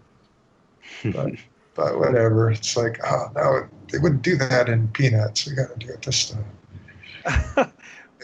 Speaking of giving yourself a break, taking it easy, we had sort of heard you in the past float around the idea of possibly, like, maybe giving yourself a break on your next anniversary issue. And the boys and I were saying that, like, with the timing, you got 300 looming large, and 275 would be your next anniversary issue, like, kinda. Were you thinking maybe it'd be like just take a pass, let 275 be normal, and then just kill it on 300? Or you've thought about the future on that at all? It might not be 100-page issue. Sure. But every 25 since time began, they've been at least a 48-pager. Cool. So, I mean, 25 was, and 75 was, and 125 was a big one. I think 225 is the first time I did a 100-pager on the 25 mark, like that. So I think that was a big issue, though. Which was insane because you did 115 at like 100 pages, didn't you? Yeah, that was a good idea. With that, it was mostly, wasn't that one mostly backup? It was the Freak House Diner. Force. Wait, was it? The Rock House Diner. I'm sorry, right? 115. Was that the Rock House Diner, or was that the Freak Force backup? I think it was the Freak Force one in 115. We were real fans with the Wikipedia. You could be right. If only we had internet access, but we don't. I was going to say, this is what the listeners love, to hear us struggle. I know. It's just like, the part where we're just... No, it wasn't Rock House. Was it Rock House Diner? I'm checking right now.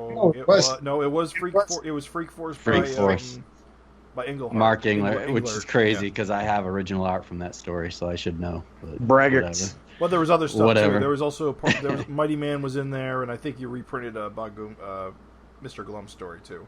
Yep. From like Negative, what was that anthology? Oh no, it was from More Fun Comics. Yeah, that was More Fun Comics. Yeah. Well, there you go. We came through. So yeah, on the funniest one. It was a pain in the ass. There's no denying what a pain in the ass it was. But was it worth it? Most of them, it was a lot of swipes too from the actual strips that I'm emulating. So it's like, all right, let me see. I can do this. I tried my hand at it just for funsy, and it is a lot of work just to do 4-panel gag. I had to look up like 30 images to make sure I got things right. Those Arbuckle are hard. Yeah, no, it's super, super tough. And some of these guys, it's really hard because they're so terrible. Yeah, yes. It's like sitting here doing Kathy, and I'm going, I can't draw that bad. It hurts my brain to go, oh, she's got one arm that's attached to her shoulder, and this other arm is coming out of the middle of her chest. Did you make it intentionally unfunny too to match? It's the same kind of. It's very much along the lines of Kathy. All of them I kind of did. I mean, that way. I mean, Dick Tracy's not super on model in terms of what would be in a Dick Tracy strip. It's weirdos with weird heads, and you got lots of those. Well, it was so in the midst of all the Black Lives Matter stuff going on that it was like, oh, let me do some fucking shitty police stuff, in the midst of all this. So it kind of touches on that. Fuck. I'm sure there were other problems. Looking at it now. My son gave me the name. And it's like, some of these are better than others. It's like there were other problems too. Like again, I was just doing it for fun. Just did like a Garfield one, and like I saw that. That was good. Well, thank you. As I was working on it, I was thinking to myself, I was like, it reminded me of when you said, "How did Bill Watterson draw black people?" He didn't. Like I was trying to I was like, well, Malcolm's black. I was like, how did Jim Davis draw black people? I couldn't find any. Yeah. There was no reference. That's the same thing with what that Carl H. was dealing with when he was sitting there doing Dragonbert. It's like, okay, I've got Rapture showing up. Well, how does Scott Adams draw black people? It's like he doesn't. He doesn't. They just never show up, and that's problem solved. Yeah, I couldn't find anyone for Maxine. Like I was just like, oh, all right, no Asian, no black, nothing. Yeah, it's like what do we do here? And I can see why cartoonists do it, because there's just a lot of shit that you avoid by just making everybody white. Because, when you start making people any other race and then having them do anything, then it becomes like, oh, what are you saying about black people? Or what are you saying about Mexicans or Asians or whatever? Because people get their panties in a bunch about just this different stuff. And I can dodge some of that just because there's so many other examples where you can go, well, I'm not saying that all black people do that, because I've got 100 different black people in the book. True, and yeah. Clearly they're all doing different shit. So I can have there be, one fat black guy, and that's not, terrible. Whereas if that's your only black guy and he's fat, that's a problem. Right. It becomes a commentary at that point. Yeah, and that's becomes a real issue with a lot of people using minority characters. And I even got in some trouble when I was doing Spider-Man stuff, where I would do characters that were like, I just want this character to look interesting. He's a background character. Nobody's going to give a shit if I make this guy fat. And then it becomes an ordeal, like, oh, look at this horrible thing that you did here. Oh shit, yeah, I forgot there are no other black people in this strip. So having there be one guy and he's fat, that becomes a problem. When I was doing the Defenders, and I just made that one dude, I don't remember what his name was. But he was like I just was like, I'm just going to make him like a black Mr. Glum. And so he's kind of crazy looking dude. And then I was like, at some point it's like, oh shit, that's the only black guy in this strip. And he's 2 feet tall and crazy looking. Yeah. That's a problem. So I think you got it. You do need to kind of think globally to some degree, and at least go, all right, well, if I'm going to have people be this way, let's just have there be a larger pool of characters so that I can have characters be interesting looking. One of the things I appreciated about the movie, the cartoon Mulan, is that you look at that cartoon and you go, there are some characters, if you pulled them out of this cartoon, they would be super offensive. But because they're mixed in with all these other characters, they're not. Because it's just, no, that's just that one guy. That one guy looks crazy, but we're not saying all Asians look like that. Because look at all the other aliens. We've got, all these, for lack of a better word, European-looking Asian characters. And then you've got some that have got some really interesting characteristics about them. Mm-hmm. Okay, that is kind of cool that you can do that. Because that's, yeah. I mean, I guess I made my point here like 30 times, but that's one thing. It can definitely be something where you really do feel hampered when you're drawing different characters.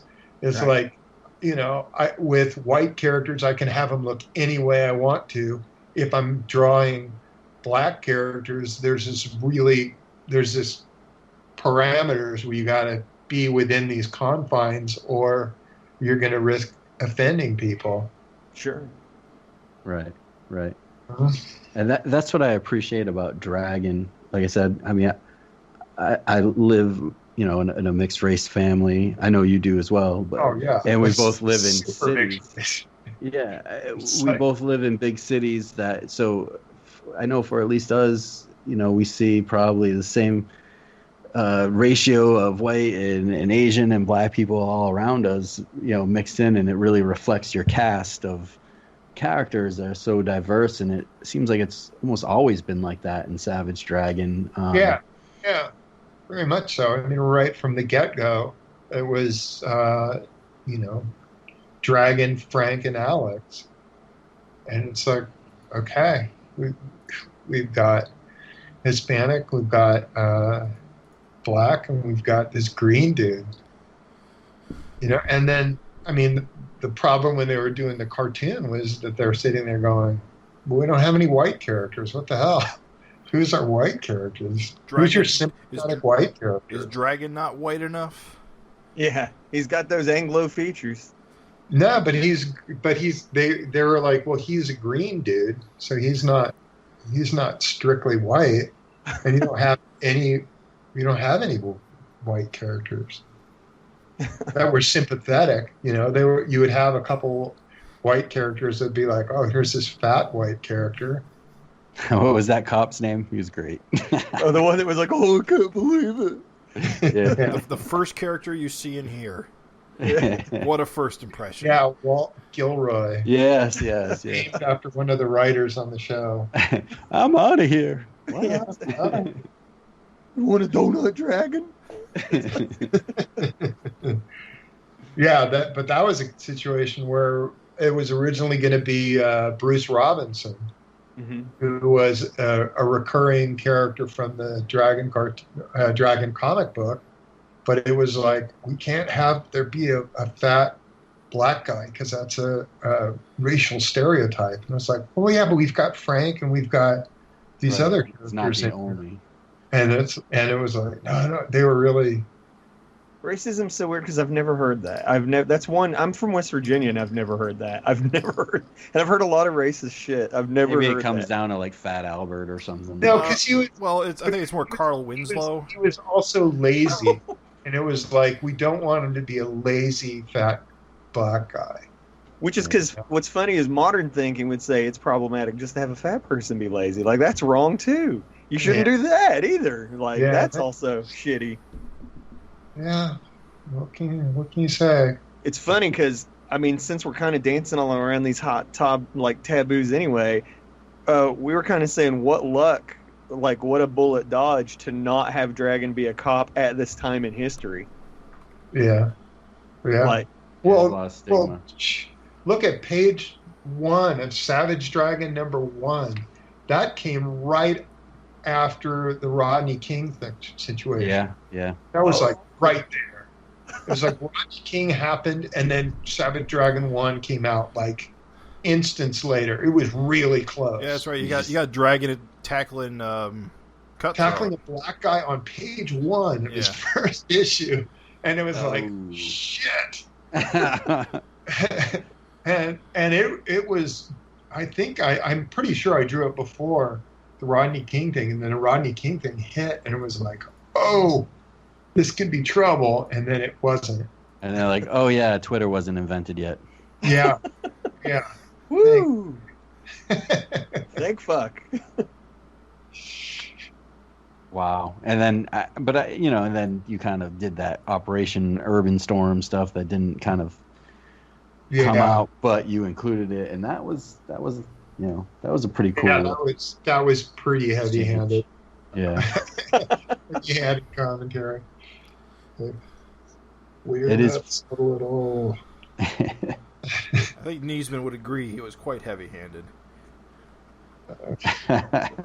Sorry. All right. It's a nice thing to not have to deal with. That's all I'm saying. Yeah. So I think. What do you got, Craig? I was just gonna say one last thing about 251, where we see the Ethrian backup, which is Frank Fosco's character, right? Is it Gary and Frank's character together, or is it just Frank's? I'm not sure. I think it started with Frank, and then Gary was kind of brought on as scripter. I'm not sure if Frank plotted all his stuff out or not. I'm not sure what the deal is there, but I do know that he really wanted to get this thing colored and in print in a nice way. So I think has this seen print before?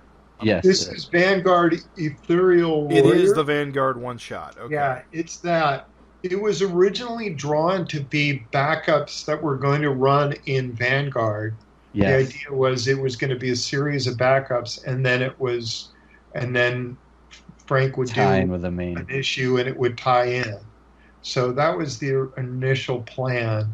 So Frank was like, I kind of want it to be that way. I never got to have it be the way it was intended to be. Can we run it the way it was intended to be? And I was like, all right, because he wanted to see it in color, and he wanted to see it serialized, kind of, or serialized. And so I was like, all right, want to do it, we'll do it. So that was turned out beautiful. That was really, really great work by Frank. Yeah, it's nice looking, and it colored up really nicely, and that the book was, it was drawn to be colored, so it was very open for color, and so it's just having it be in color was it's nice. Yeah. Frank Fosco is great. I mean, he's a fan favorite, so it's always a treat to get some of his backups. I really enjoy him, so I was pretty happy to see that. I didn't see it coming. I didn't know that Frank was pretty tight-lipped about it, and it was pretty cool when we flipped the page and saw that. So even though it's something I read it so long ago that it's like reading it for the first time again, and I like how it ties in with the previous E3 story that ran in Savage Dragon. So it's fun. It's cool. Yeah, I'm all for it. And Jim's out of here. That wasn't me this time. Oh, really? I think Eric's got his window open. Ah. What? What's going on? I heard a car. Or are we just teasing about the motorcycle? I got motorcycles by my place all the time. Oh, I'm on a busy street. Yeah, so am I. It does not surprise me at all when that happens. It's a regular occurrence. I'll have ambulances and shit going by. You've done a ton of podcasts, I feel like, after 250. It's pretty cool. Yeah. It's cool to see all the interest and excitement in the issue. No, it's been fun. I was getting a kick out of it was an Italian podcast where it is like someone was interviewing you and you had a translator too. And you're sitting there listening to someone talk for like 5 minutes and then switches to the translator. It's like 3 minutes of Italian and then it was translated in like 15 seconds of English. Well, the translators seem to cut to the chase. We don't need this part where he's kissing your ass. Let's just get right to the question. It's pretty cool to see the interest from overseas, and there's even on the fan page on Facebook, seeing someone like unboxing their issue 250 from Chile, and it's like, oh, I didn't realize that. I guess with the internet and stuff, it's so much easier to track things down and order things and get into things, but it's pretty interesting to see fans from locations where you wouldn't think that there would be a big American comics fan base. Brazil, we got the Image Brazil team joining regularly to comment. It's awesome. Yeah. That's cool. I love it. Yeah, that's all right. Global phenomenon, Savage Dragon. Yeah, I wonder how many people are bumping into this on Peacock. It's on that I didn't even know the network existed, but I had a couple people just hey. It's brand new. It just started. And yeah. It's also free with ads, so lots of people are watching it because it's free. Yeah, the internet loves free with ad shit. Roku, Crunchyroll and all that stuff. Crunchy what? It's an anime thing. Don't worry about it, Craig. Same thing. Yeah, same concept. Free with ads. That's all you need. It's not important. Tubi's another one. Yeah. Well, it's a good thing for the book anyway. I would have to imagine just the timing of 250 plus that showing up on Peacock. It does seem. I know we said it several times. I'm just echoing Craig's point, but it really, as a fan, feels like you just feel just overall swell of support. I'll take it. Yeah, yeah, it's awesome. Yeah, yep, love it. It's exciting. I'm having fun interacting with a lot of new people and talking Savage Dragon, because that's always the goal, to talk about whoever will listen, because we really enjoy it. And grab by the collar, shake them while you say it. Yeah, it's cool. Spread the good word. Cool deal. Yeah, more of it. So cool. Oh my god! As much work as assembling 250 was, getting 252 behind me, it just feels like a way bigger ordeal than it should have been. Still can't believe you did that to yourself. After giving yourself breathing room. It is such a. I that would be the only way I could do it. If I did it without any kind of lead time, I don't think I would have been able to pull it off, or it would have been another issue that was super late. Yeah, yeah. So those are the issues we remember and enjoy, most. We always get a kick out of it when you experiment, and it's one of our favorite things about the book. So really looking forward to it. It's such a different writing experience too, because it's I kind of have to emulate these strips and the timing of those strips and the way they would set them up, and I ended up reading just a shit ton of comic strips, and then you have to reference every goddamn line on a lot of these, and some I pulled off, and some are yeah, dude, you're not even close. It's whatever. For a lot of this research or whatever, do you go out and buy up books, or is it a lot of just internet research, or how do you? A lot of them, I have books already. I've got all the collected Calvin and Hobbes. I've got all the collected Peanuts. So some Dick Tracy or something. Yeah, I've got some Dick Tracy stuff handy. I'm trying to think of what ones I don't have. I mean, you mentioned the Popeye stuff, and I didn't even know it was named by something. For me, it was Popeye was a cartoon for me. Yeah, Popeye was a comic strip that started in a strip called Thimble Theater. Mm-hmm. Popeye wasn't even, an initial character in that. He showed up years later. Wow, yeah, I had no idea.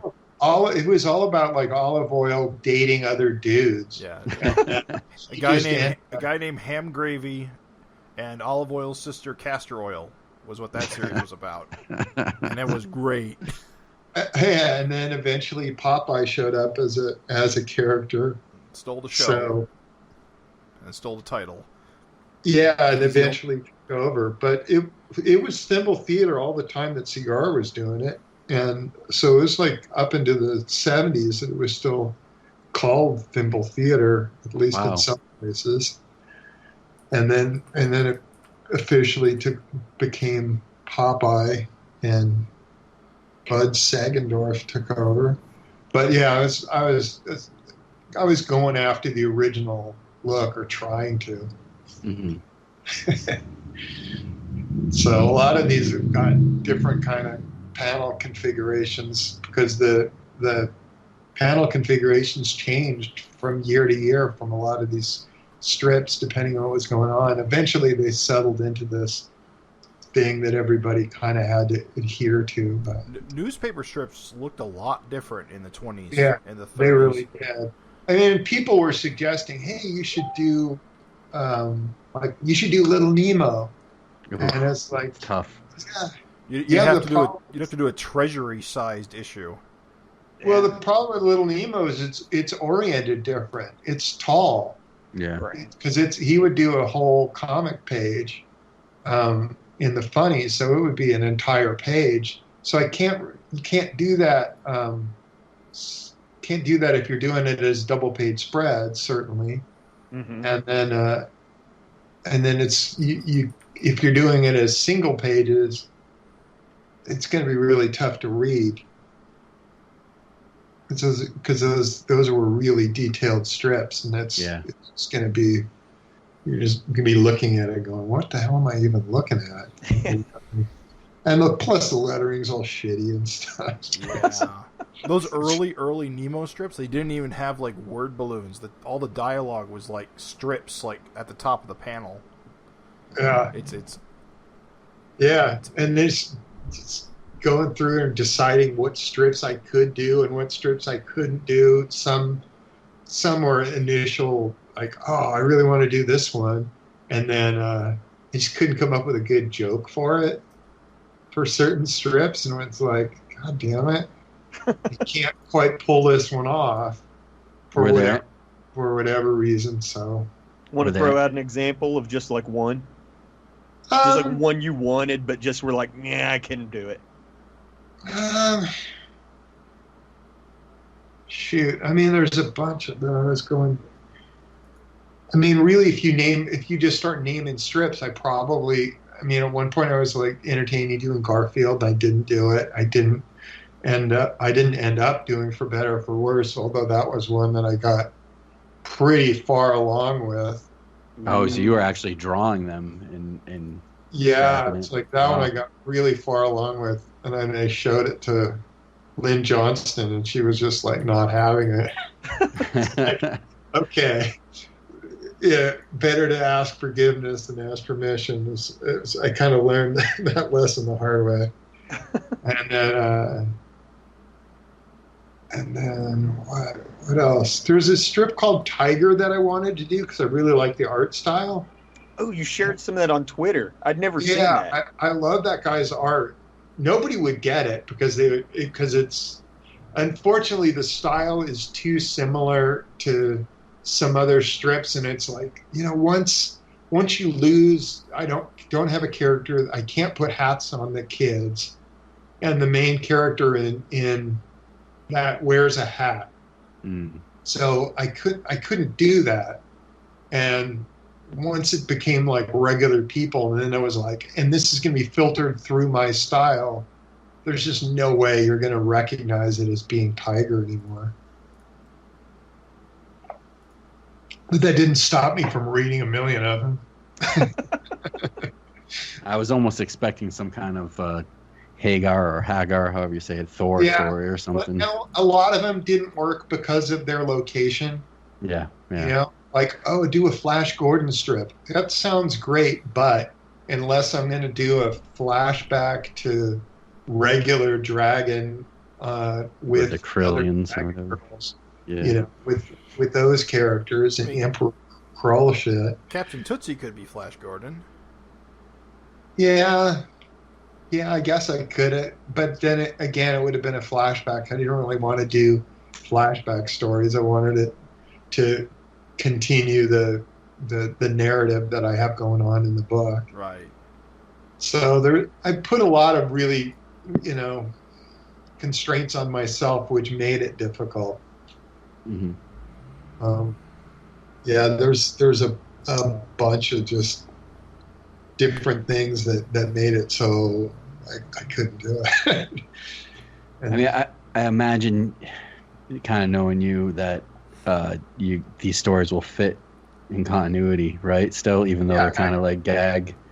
Yeah, they'll seem reminiscent of the strip, and at the same time, it's those characters. It helps that Malcolm and Maxine have pet names for each other, so that even when you don't get it, they're referencing stuff. So in the Thimble Theater one, it's like, what is it, Olive Pit? It's like, you go pick up some milk, Pop Rocks. And it's like, all right, so we're establishing the nicknames right away, so that at least kind of sets up that kind of mode. And I do the same when it's Dagwood, stuff like that. It's like, all right, we'll make it obvious enough. But like some, I didn't even make an attempt in terms of titling the strip to sound like the person's strip. It's like, style-wise, it's so Kathy looking style-wise that I didn't think that I needed to call it something that sounds like Kathy. Mm-hmm. It's just like, it's one of the characters' names, so I'll just name it that. Same thing when I got to Blondie. It's like, I don't have any character that sounds like Blondie, so right. Just, do whatever. And with the Calvin and Hobbes one, it was like, fuck, what am I gonna? I already did kind of a Calvin and Hobbes riff earlier, so it's like, do I just do more of that, or what the hell? But I kind of wanted to introduce a Hockey Tawny type character. Yes. Captain Marvel. So it's like, I just want to have there be one of these animal men be a tiger, and just have so I just do Amy and I just do a tiger name. I just wanted to have it be a name that down the road could still be a name that means something, and not tie it in completely to existing comics. Because initially it was like, I'll just have it be, Amy and Slobs, or Amy and Slobs, or whatever. But if I did that kind of a name, then I would be stuck like, with it. I'm stuck with this tiger forever being named Blobs, and what the hell? I don't want a tiger named Blobs in my book. So I really wanted something that could be a Hockey Tawny kind of name. That would be all right. It works as a talking tiger dude. So, well, and her version, when she's seeing him looking very much like Hobbes. But when Maxine walks in and sees, the two of them just fighting with each other, it's like, oh, she's fighting with a real tiger. It's like, holy shit. So anyway, this is gonna be good. Spoiler. Yeah. Sorry. But I'm still stoked about this. I'm stoked about this issue, and for a lot of different reasons. Just because it was such an artistic challenge to try and pull this shit off. Yeah, it's crazy. We said it many times before, but it's like, you don't have to do this. Nobody's twisting your wrist to force you. It's not like, hey, Larsen, you better pull another miracle out of your ass, or you're done. It's like you're totally just throwing this shit on your own self. Yeah, for no good reason, and then I regret it immediately. And it's like, all right, what's my next challenge going to be? Well, that was, funny you should ask. Do you have any ideas brewing? We obviously don't need to know, but I'm just saying, do you have any, like, now that you're done and you've put that one to bed, mostly, are the gears spinning towards another challenge, or are you just like, fuck it, I'm going to, like, give myself a break for a while? Well, I'm going to give myself a break for a while. Sure, I sure. mean, the obvious follow-up would be to do a comic book one and just go, okay, be Jack Kirby for a page, now be Gene Colan, now be Sal Buscema, now be, and just run through a number of different comic book artists, and and with those guys, at least I'm way more familiar with their work to begin with. Sure. So it would be somewhat easier to pull that shit off. On the other hand, it's still a pain in the ass, and I don't know how many people would go, oh, I know who you're referencing, Right? Because I mean, a lot of the artists whose stuff I would be looking at would be guys who aren't active in the field anymore.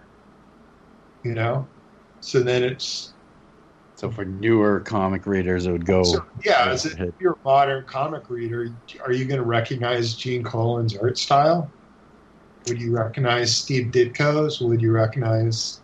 I mean, Jack Kirby's is probably wide enough known that you put enough squiggles on something that you get it. But I don't know. And can I pull off 20 different guys? Or would I try and do it like this, where I'm doing 2 pages next to each other? Like you'll have the Jack Kirby experience for 2 budding pages, or can I do 20 different guys? And how well can I pull it off? Right. Can I do Joe Kubert that's good enough that you're going to go, oh, that totally feels like Joe Kubert? Or would I have to swipe these guys shamelessly or do it? We can wait. With some of these guys, it's like I had to full on swipe them. There was just no way that I could pull this off on my own. So, oh well. Whatever gets the job done. Yeah, the job done. I mean, those sites where they're always finding swipes are going to have a field day with this one. Like, I admit it. I'm a thief. You got me.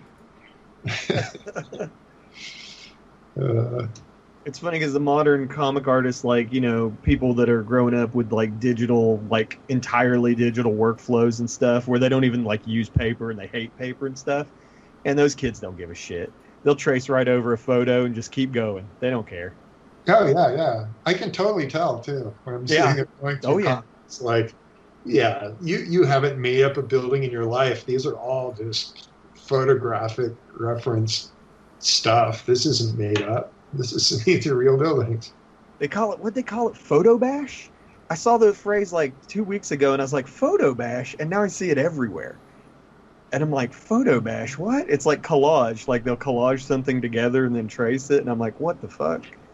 Oh, there were some guys who were having an inker ink things, and they would send it to them, right?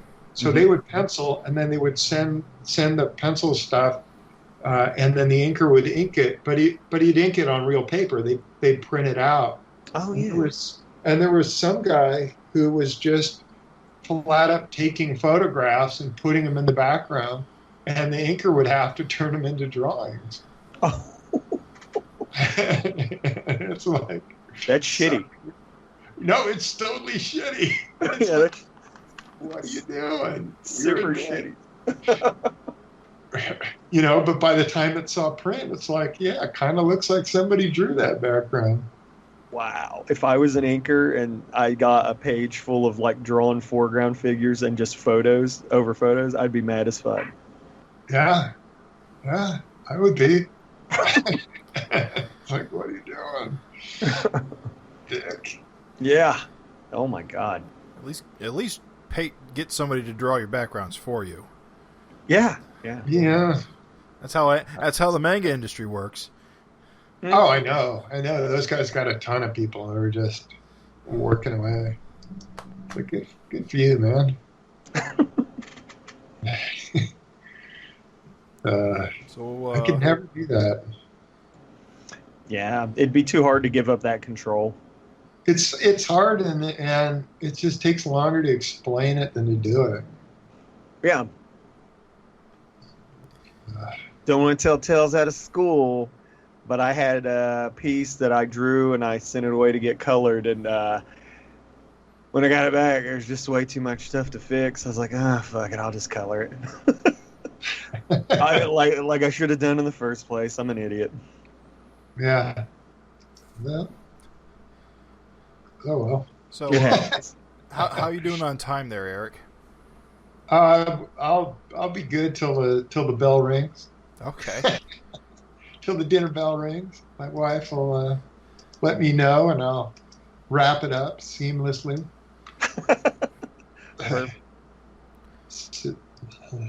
That's been going a good long while. Yeah. Sitting, deciding what to do here. I got a pillow I'm coloring. There's always stuff I can tweak. Is the problem with all this with nonsense? There's always something in the background that I could be like, oh, I can mess with that. That seems like a slippery slope. Oh yeah, absolutely. And there's always, and you see stuff in print, and you're like, oh, I missed that.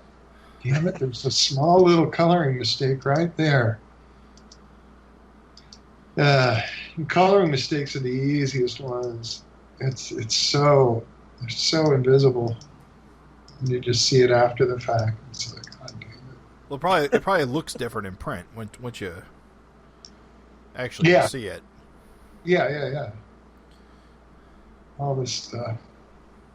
Well, because it's got color on it, so your eye it's all filled in, and you're not really thinking about it, and then it's like, oh, that guy had a sleeve in that other panel. He's got no sleeve anymore. What the hell? Oh well. Or you'll just see a chunk that was like still flatted, and it's just like, oh no, everything around it's rendered, and you're just like, oh, god damn it. Oh well. Yeah.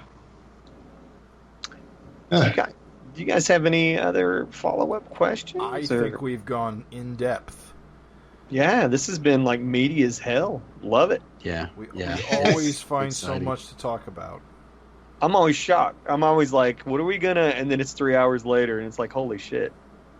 Everyone's like, how do you do a podcast on one comic? And it's like, have you read this comic? There's a lot to talk about. There's a lot of stuff, and you start going through it, and then there ends up being a lot of like little things and callbacks, and just talking about the background, the production, behind the scenes stuff. There's always something to talk about.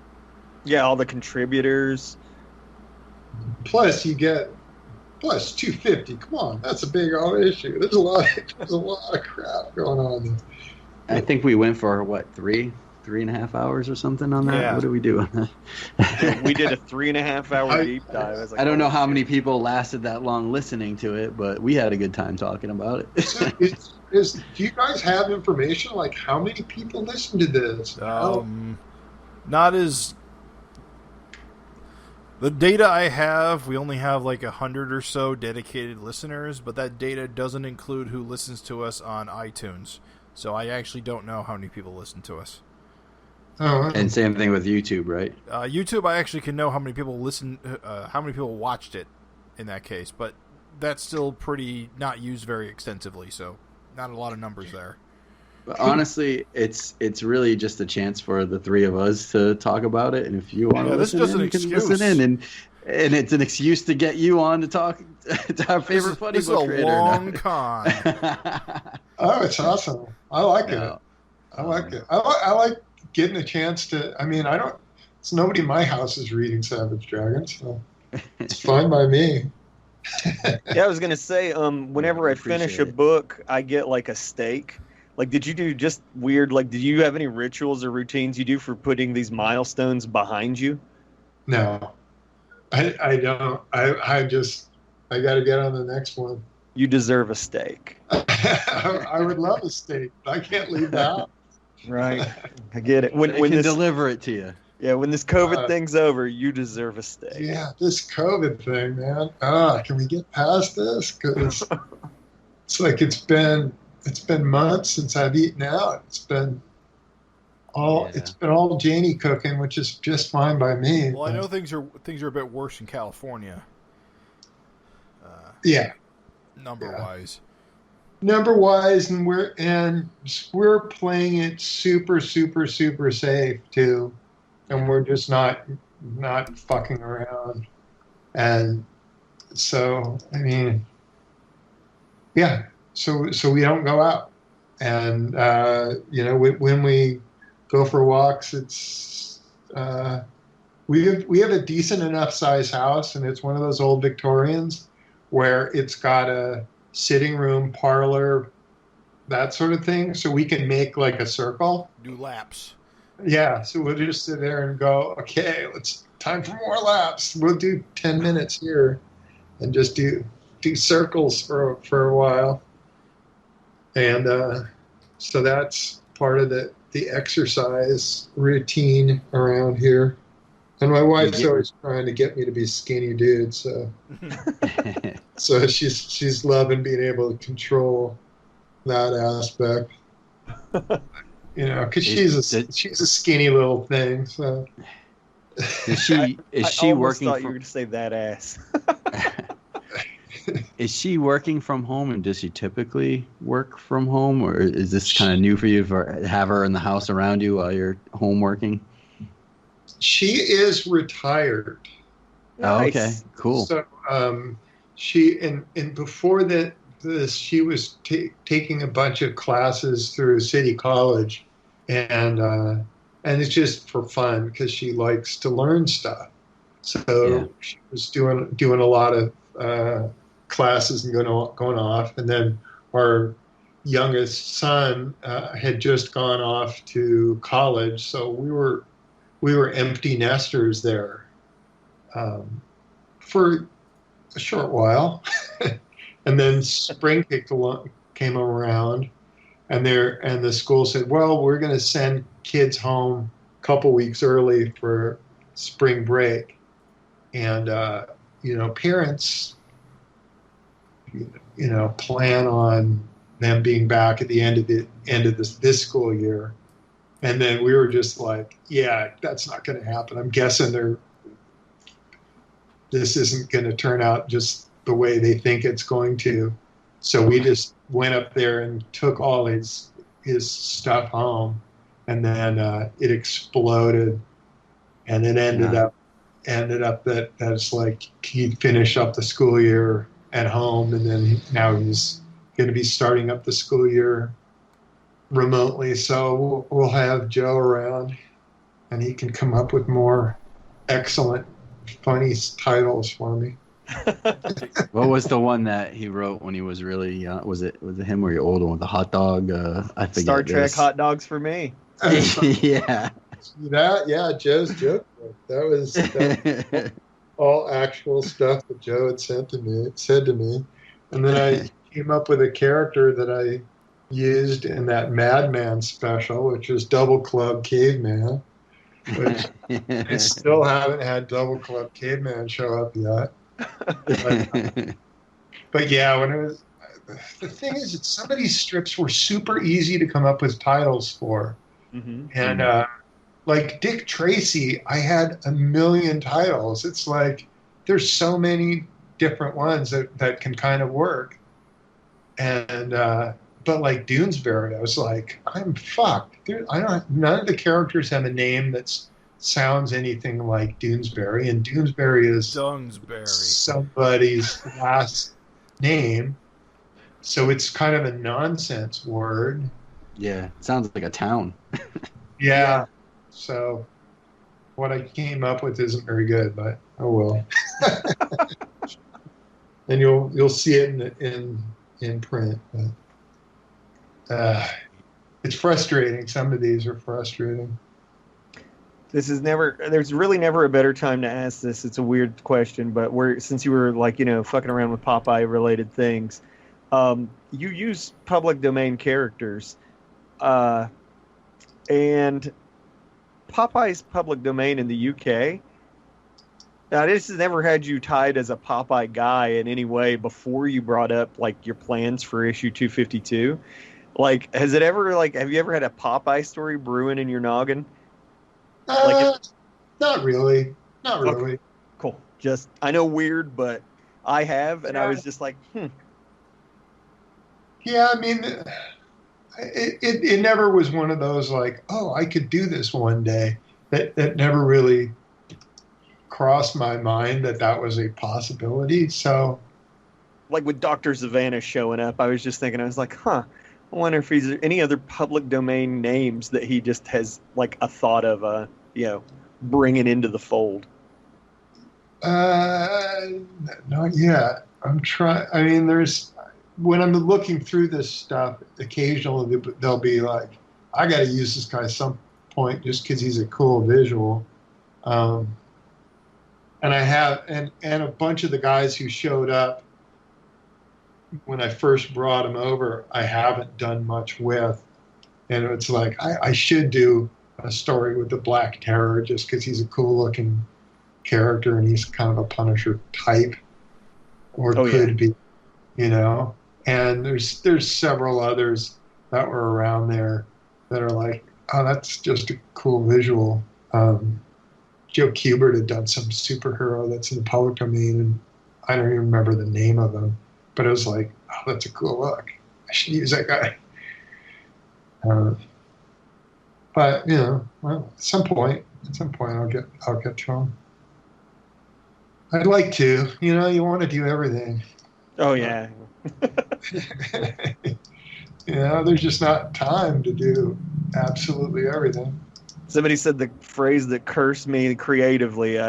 They said, you could do anything you want, you can't do everything you want. And I was like, God damn it. I hate the truth of that. Yeah. Yeah, that's true. And people will contact me about doing this or that at other companies sometimes, and it's like, yeah, I don't have time to do that. Or I would have to give Savage Dragon a break, and do I want to take a break from the book? Not really. Yeah, I was gonna say typically not, right?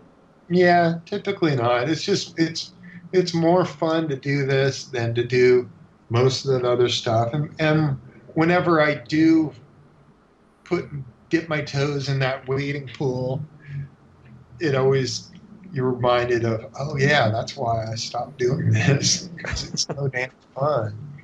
And there's an editor that won't let me do what I want. Yeah, there's an editor, or it's got to tie in with this other thing. Yeah. And it's like, it's frustrating because in a way you go, oh, I want to do everything. I want to do all this cool stuff. There are all these characters that, oh, you never got to do your whatever the character is, and I didn't get to do a run on this book or that book.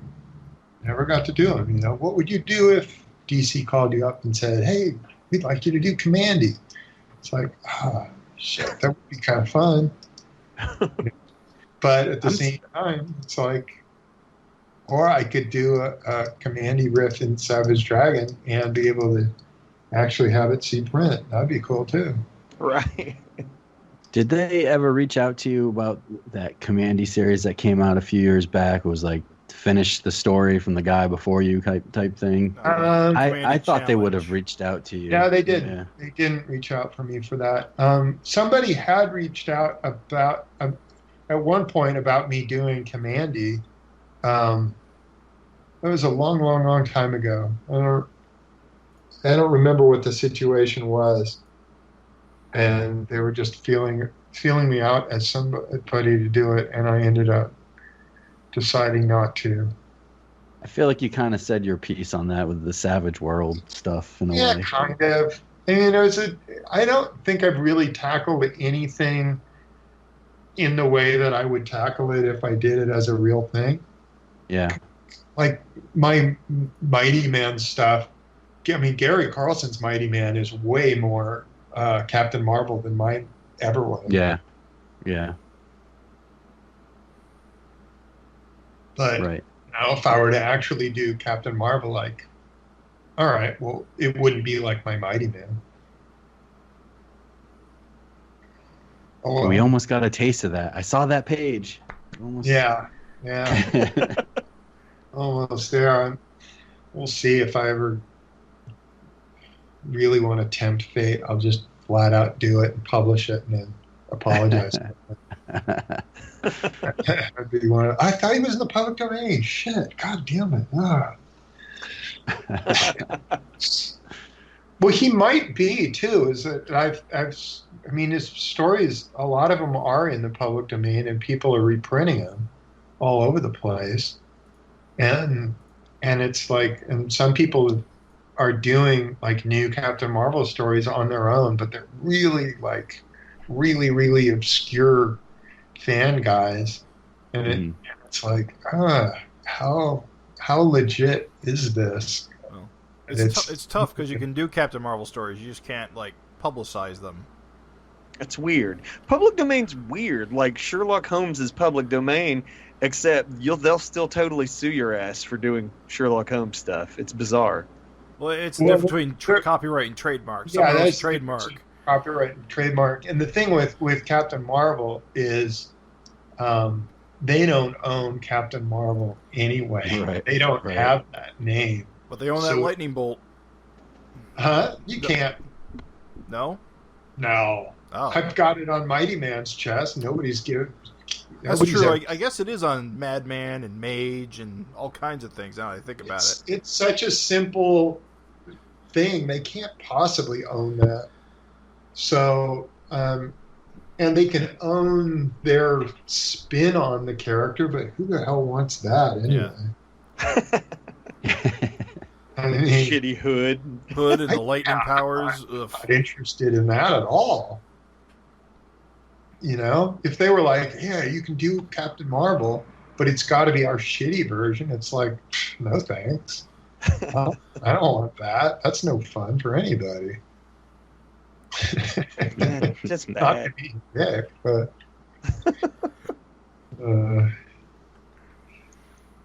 I have strong opinions on some of this shit. Yeah. You know, it's just passion burns hot. That's all. I likes what I likes. You know, yeah. I mean, I just put my list of favorite Spider-Man artists online. Yeah, I saw that. A couple people just like, oh, I can't believe you didn't include. And whoever make your own list. I can't believe you didn't put Erik Larsen on that list. I mean, what's wrong with you? Yeah, well, I had that too. Would be like, you didn't put yourself. Yourself on your own list? What the heck? You know, I would. Fuck it. You know, you'd be on my list. Like, unfortunately, I've never been in the top 10 of anything to know the situation. What I would do. Just do it. Life's too short to be humble. Yeah, but people take offense like, oh, you're insulting such and such by not including him on your list. It's such a weird it's like, mentality. I like what I like. It's such a weird mentality that leaving something off is somehow an insult. Yeah. Like, because you're number 11, you're somehow, it's bad. It's the internet, though, baby. If you're not a 10, you're a 0. Like, people either love something or they just perceive you as absolutely hating it. Yeah. And it's, yeah, whatever. Who cares? Yeah. Who cares? I don't like the same shit you like. Yeah, but, dude, come on, he was so influential. Whatever. Go fuck yourself. But it is hilarious because it's like I have plenty of odd taste in music and stuff like that, and just because, you know, Well, you're going to match it with everybody, the popular top 10 because Craig, what do you it's not a consider odd popularity. music? What I listen to? Yeah. Well, I mean, I don't listen to like Spice strictly Girls. like radio music. So if you said, your favorite and the Beatles weren't on my top 10, and they're not because it's just not my favorite. But there's plenty of people that would balk at that. What do you mean the Beatles, how can they not possibly be in your top 10? It's just a matter of taste. Yeah, well, they're in my top 10. God damn it. I'm sure they're in a lot of people's top 10. Yeah, but so is Einstein's sister, and you've never even heard of it. Right. You're Just in the legitimately. pages of Savage Dragon. I was gonna say you're legitimately the only person I've ever heard talk about Einstein's sister. You know what that was? That was a guy who is a comic book fan who was part of that band who gave me a CD at a convention. And it was like, and usually you put those on and they're like, well, this was truly horrible. And it was one where I put it on and I was like, this is like a best of or something. And it was like, no, this is just the way it is. Every song is awesome. I was like, oh, well, I need to get more of these. And so I found whatever albums they have. And they didn't put out a lot of them. There's like three or four albums. And it's like, these are in active rotation in my household. Did they know that you're a big fan like that? I don't know that they know I listen to it that goddamn much, but I do listen to them that goddamn much. Wow. They That's need to pretty know. neat. Yeah. I don't think the band's even together anymore. But it's Maybe like, not. yeah, the ones in active, yeah. Amy Man gets played a lot in my household. Fountains of Wayne gets played a lot. Fucking A. Yeah. Yeah. I fucking love Fountains of Wayne. They're great. Did that guy just pass away recently? The Fountains of Wayne guy? Was that the guy? Yep. Yeah. One of the guys, he didn't sing a lot of their songs, but he wrote a lot of music. Yeah, it's a shame. Yeah, he also wrote a song in the new Monkees album. Oh, nice. I didn't even know they had one. And it's a great song. It sounds like a Fountains of Wayne song on this Monkees album. That's cool. Know what I'm doing right after this podcast. Yeah, well, Google his stuff and find some of the weird shit that he's written for people. He also wrote That Thing You Do. Nice. It's a banger. Yeah, it's like that's a favorite movie. I love that movie. Tom Hanks banger. Yeah. Yeah, that's a movie that if it's like, you got to watch a movie for 24 hours in a row, I'd be like, fuck yeah, put that on. Sit there and watch that. I'll watch Groundhog Day all day long. It's another classic. It's kind of a weird question. Just throw this out for Eric, but I'm curious what Craig and Jim have done on this too. I mean, we're getting in the weeds with like music taste and all kinds of shit, so why not just throw this out here? I fell down with COVID-19. I fell down an old comic rabbit hole that I literally never go down. I decided to finish a series that I fell off of for 15 years, and then I got back into it, and unfortunately all the books got expensive because the company that published it is just gone. They don't exist anymore. And so the books... I know that feeling. Well, wait till you hear where it goes. The books that were out there are literally, it's never going to come over ever again. The company doesn't exist. It's super defunct. They don't even have scans of this shit online. You can't read this any other way but to find the physical books, all right? So I'm in a terrible spot I've never been in. I start buying these damn books that were originally $9 a pop. I'm paying like $40 and $120 a piece. Oof. Yeah, it stung. And then I buy the most expensive one at $350. Holy crap, my man.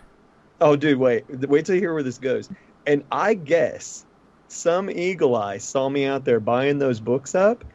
And Jack the prices. Dude, one of the last 2 books that I had to get when I went just a week ago is 120 bucks. When I went to go like check on it now, it was 890 bucks was the least expensive I could find. What book are you talking about? No one will give a shit about this. This is my Einstein sister. It's a Japanese cooking comic called Iron Walk Jan. Oh, Fuck. Well, come on. I'm just saying. Nobody. That's the thing. That's why it's like so expensive. No one gives a shit about it, but the people who do, right? I know what you're talking about. I'm just saying. Open question. I got one. What's the most expensive shit you've fallen down the hole on, comics wise? Well, something that's cost me a lot lately is I've gone back. I used to. So I got Savage Dragon versus Megaton Man when that came out, and I was not a fan of Don Simpson, and I'm absolutely like smitten with his work now. And I went back and tried to get all the Bizarre Hero stuff over this COVID stuff because I wanted new stuff to read, and I'm like, yeah, I'm gonna go back and try it. And the Megaton Man stuff's okay, but the Bizarre Hero stuff is just, if you like Savage Dragon, it's like that. It's like this cast of characters that's built in. It's funny. It pokes fun at itself, and his art is fantastic, and his lettering's fantastic. He's just an all-around great cartoonist.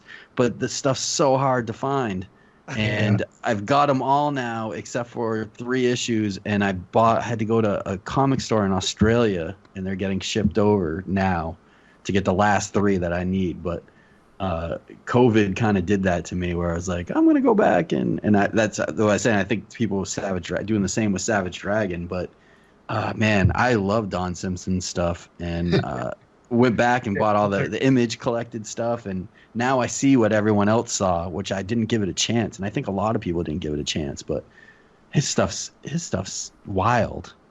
Yeah. He gets pretty freaky too with the, even with like the racy type stuff. When you look at it and you're like, wow, this is kind of... he did a porno book too. Yeah, like Forbidden Frankenstein and White Bread Wendy or whatever. Greg blew my mind with that shit. I was like, what? Under a pen name. Anton Drek. Yeah. But he's a wild dude, and Raven and I talk because he lives in Pittsburgh. Raven, it's like, oh, we should hit him up for an interview. He sounds like pretty fun and straightforward guy, and will give a good interview and tell you as it is. Yeah. He's a good guy. But yeah, I that's what again, some blessings with COVID that I got back into things that I wasn't really paying attention to. I haven't bought anything super recently. Although I just mail ordered when I was going down this comic strip thing. There is a comic book version of Tiger that came out from Charlton, and there's 6 issues, and I bought all 6 issues of that. But those are not super expensive books. My most expensive comic is Wiz #2, which cost me a cool $10,000. Oh my god! Whoa! I knew you'd have a good one. Yeah, and I'm hoping my wife does not overhear this. Where do you store that in a lockbox or something? Like, no, what do you do? I've got a bunch of comics, so unbagged and unboarded. It's unbagged in a box somewhere. It's bagged and boarded, but I mean, most of the comics that I got that when I bought them and they were already bagged and boarded, I kept them that way. Yeah, sure. There's some that I let free just because, yeah, whatever. But for the most part, if I got them one way, I kept them that way. But yeah, there's different things where I start chasing down an artist rabbit hole and be like, what's all the comics that Alex Nino has worked on? I gotta find all that stuff. Yeah. Or Alex Toth, or I was getting a bunch of Neil Adams Batman stuff recently because it's like that they reprinted a bunch of those Neil Adams ones, and then they recolored them, Ugh. and Neil came in and redrew parts of them. Ooh. And it's just not seamless. Let's just leave it at that. He does look quite different than he used Yeah, to. he inks like Joe Kubert now, and it's like that ink line is so different from his old ink line that he just is not able to blend this stuff seamlessly. And it'd be one thing if he was just going through and giving Batman long ears everywhere, which he did, but he also was just picking isolated faces and going, I can ink that better than I did then, and then he would give it another go. And so I've kind of been like, well, let me find these original comics, and so I can have them the way they originally were. And I also kind of like the old coloring on some of that stuff and the aesthetic of that, shitty, smelly paper and all that stuff. Some of it's superior. Yeah. The old coloring's superior to the new stuff. Absolutely. I think so in a lot of cases, and a lot of it too is just the combination of the different things. Yeah. You look at it and your brain is doing half the work because you're filling in all the missing stuff, and then you see it colored better, and it's like, oh, I don't like the way this looks. That's not good. I was really pleased the way they reprinted those Kirby DC collections. Was it like 10 years ago or maybe less than that, where that was on the newsprint? I was like, oh, this actually looks good. I was pleased with some of them. Yeah. There was some stuff where they were going in and where one color would meet another color, they would airbrush that. Really? I'm not down with that shit. I want a hard edge where one color is meeting another color. Well, now they have these huge, this huge omnibus for Kirby New Gods, which I've seen online. I don't know. I'm sure you probably got it, Eric. I gotta quit buying the same comic over and over again. I know, but they keep coming out better and bigger. I know, I get it. It's bigger, it's better, but it's like all of a sudden Marvel has all these king size Kirby things, and the books are they weigh 200 pounds, and I can't even turn the page. But is that what they call them, king size Kirby? I think there's at least one book I have is called king size. Didn't they just put out, is enormous. Didn't they just reprint 2001: A Space Odyssey or something? No, I'm thinking of his Prisoner. His Prisoner comics got reprinted. That's not that. No, the ones Marvel are putting out are they're doing his Thor runs, and they're just super oversized, these giant things that won't fit on anyone's bookshelf. But also, they're actually taller. They're larger dimensions. They're really big. In the case of the Galactus one, some of the stories are printed bigger than the original art was. Ew. That's not. Well, so they're actually blowing shit up. Some of them, I mean, it was weird kind of middle ground that they picked with that, because some of the stories were drawn twice up, so it's like those stories were printed a little bit smaller than the original art, but then some of the stories were drawn at 10 by 15, and those are a little bit bigger, so they were blowing up him, and they were blowing up a John Byrne drawn story and a John Buscema drawn story.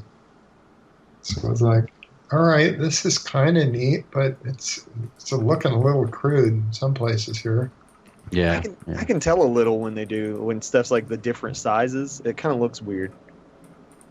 Yeah, well, I mean, I'm kind of doing that myself in my own book, where there would be pages at some point which were bigger than other pages and shit.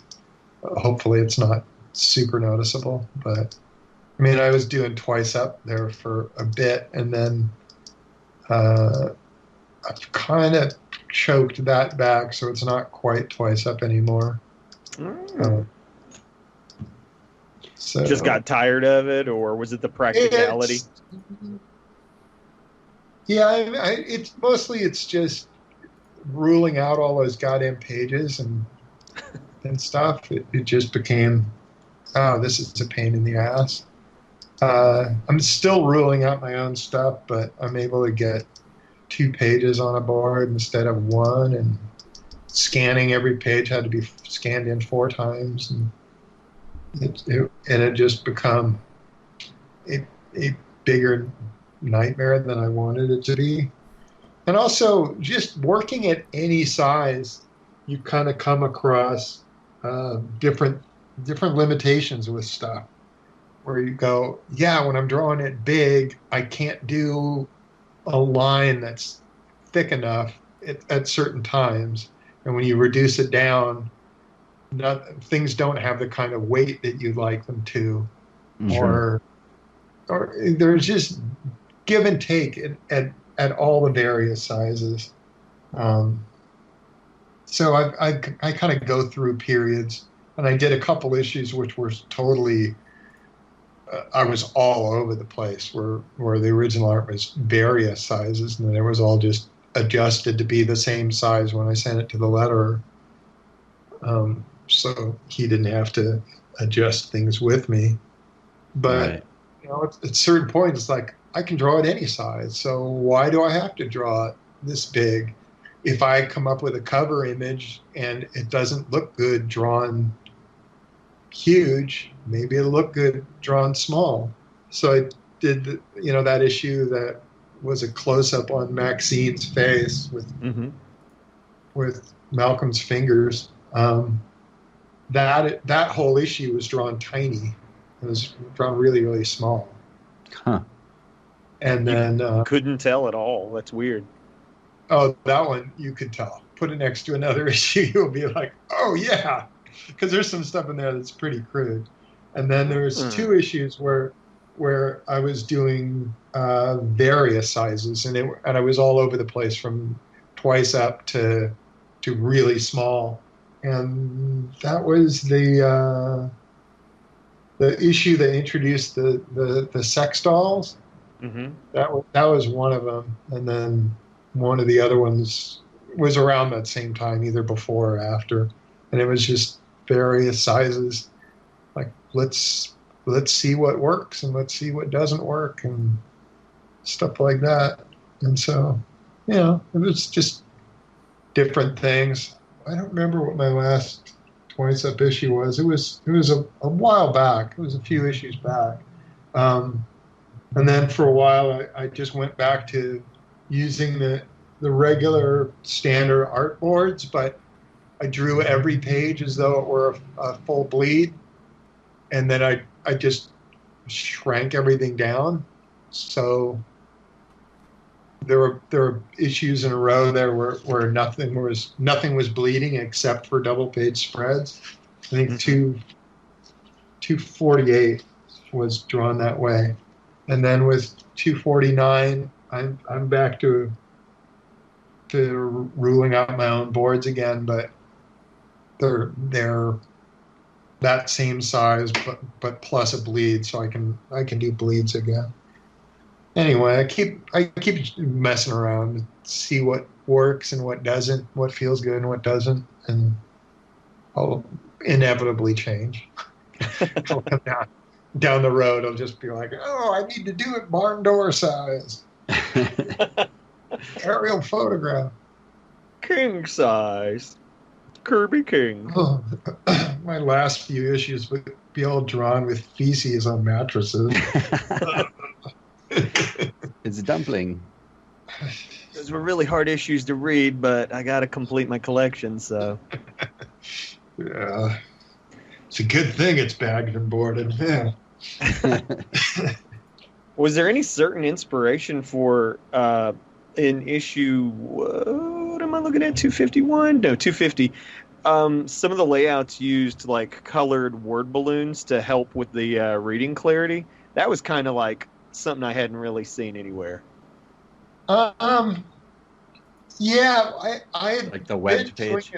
The web page. I've been doing it for a while now, where when characters are standing on where it's an open panel, mm-hmm. so it's white in the background. I've been coloring those balloons. So mostly it's been in situations where it's characters against a white background where I'll do that. And in this issue, I had planned on doing it more and then stopped, turned them white instead, just for clarity's sake. It's kind of cool. It helps with readability. Yeah, it can help out to isolate, like, this is this and this is that. And there are also characters generally have like their balloon color.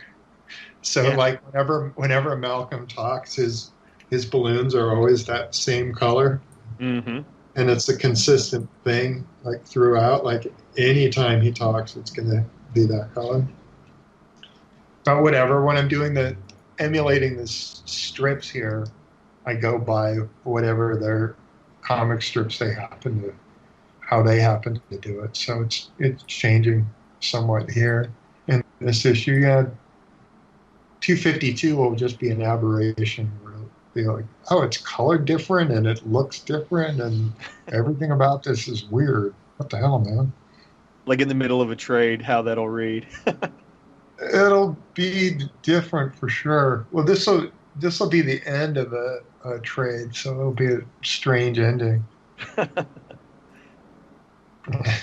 Dragon fans are used to the experiments. It's cool. Yeah, it'll seem like a backup if it's at the end almost. It's definitely different.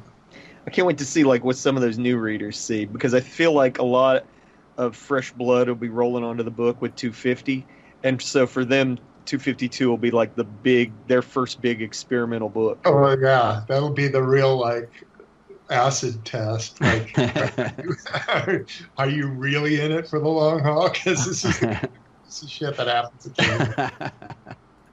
No. But then we see the cover for, was it 253? Is the one where is it Malcolm just like falling with all the kind of rock, kind of dust? Oh yeah, 254 is that one. 253, yeah. He's jumping. Oh, Rogue Warrior. And yeah, Rogue Warrior makes his first cover appearance. How close were you to? I know a little backstory for the listeners. On Twitter, I think it was Twitter or Facebook, you posted two different colors, colored dramatically different. One more like the flats with the yellow, and one more of just regularly colored. The initial one where I colored it, where it's colored flat, that was sort of what I had said to Nikos. I was like, Nikos, do something kind of like this. And then he just sent it back regular full colored, and he's like, yeah, I couldn't make it work. And it's like, I'm going to try it, damn it. I'm going to give it a shot. And then I liked it, but nobody else did. So like a couple people were like, I vote for that. But it was like, it was so clear that the other version was preferred. It's like, all right, I'll go with it this time. I'll concede defeat just this once. Yeah, and usually I just do whatever the hell I want, and you guys can put up with it. But every now and then, people get their way. The people have spoken, especially when it's a vote thing like that. It's like, oh, you guys voted, and you're going to get Trump instead of Clinton. Oh well. Yeah, no, I know what that feels like, and it is terrible.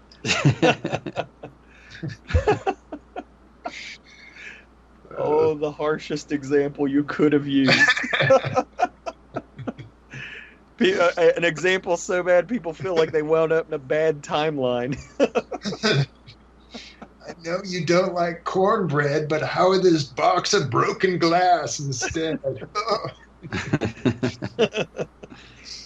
It's kind of the same, right? Well, I think we said it all. What do you guys have anything else? Raven, you got more? Or? feel good, dudes. I don't want to drag We it out. gotta Eric, we gotta you've been- save some for the next time. Yeah, you've been very generous with your time. Thank Yeah, you. we really appreciate it. I'm just sitting here going, I know Janie's going to ring the dinner bell any second. Well, we're gonna beat her this time, so So, all we'll have to right. put you through that. But as always, you always appreciate talking to you. You know, obviously it's one of our favorite books, so to get the chance to speak to the creator is a It was thrill. a pleasure. I was kind of like when 250 came out, I was like, how come they're not calling? It seems like the obvious choice.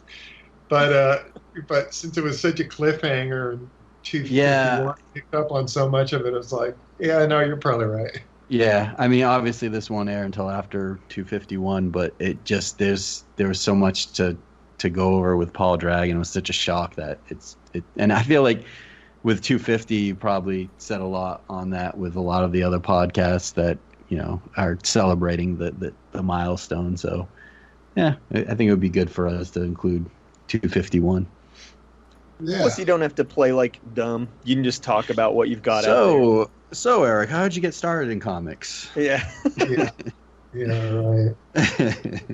God, that whole thing, going through that over and over again. It's Yeah. like, really? So how did image form exactly? Ooh. Yeah. Good. Really? I'll let you go with somebody, people come and they tell me, hey, started reading Savage Dragon because you're constantly talking about it, and I just got annoyed and read it finally, and I love it.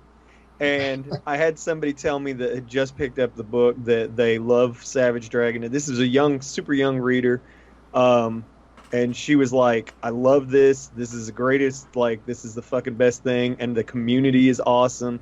And it's just great getting to interact with all you guys. And hey, man, the Savage Dragon community does appreciate how much of your time you put out there for us, and interact with us and shit. It's cool. Sure, my pleasure.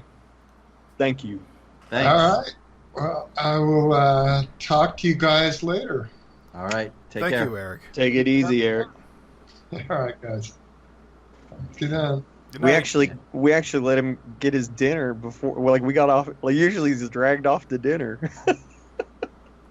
That's so rare. So, thanks for listening, everyone.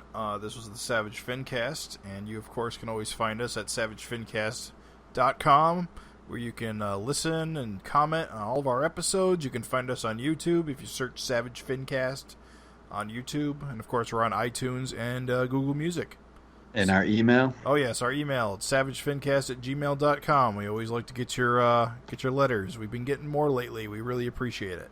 We really do, folks. Thank you so much. Just to know you're out there, it helps. And if we don't read your letter on the show, it's just because we didn't notice it until we were halfway through the episode, and then we forgot to do it next time.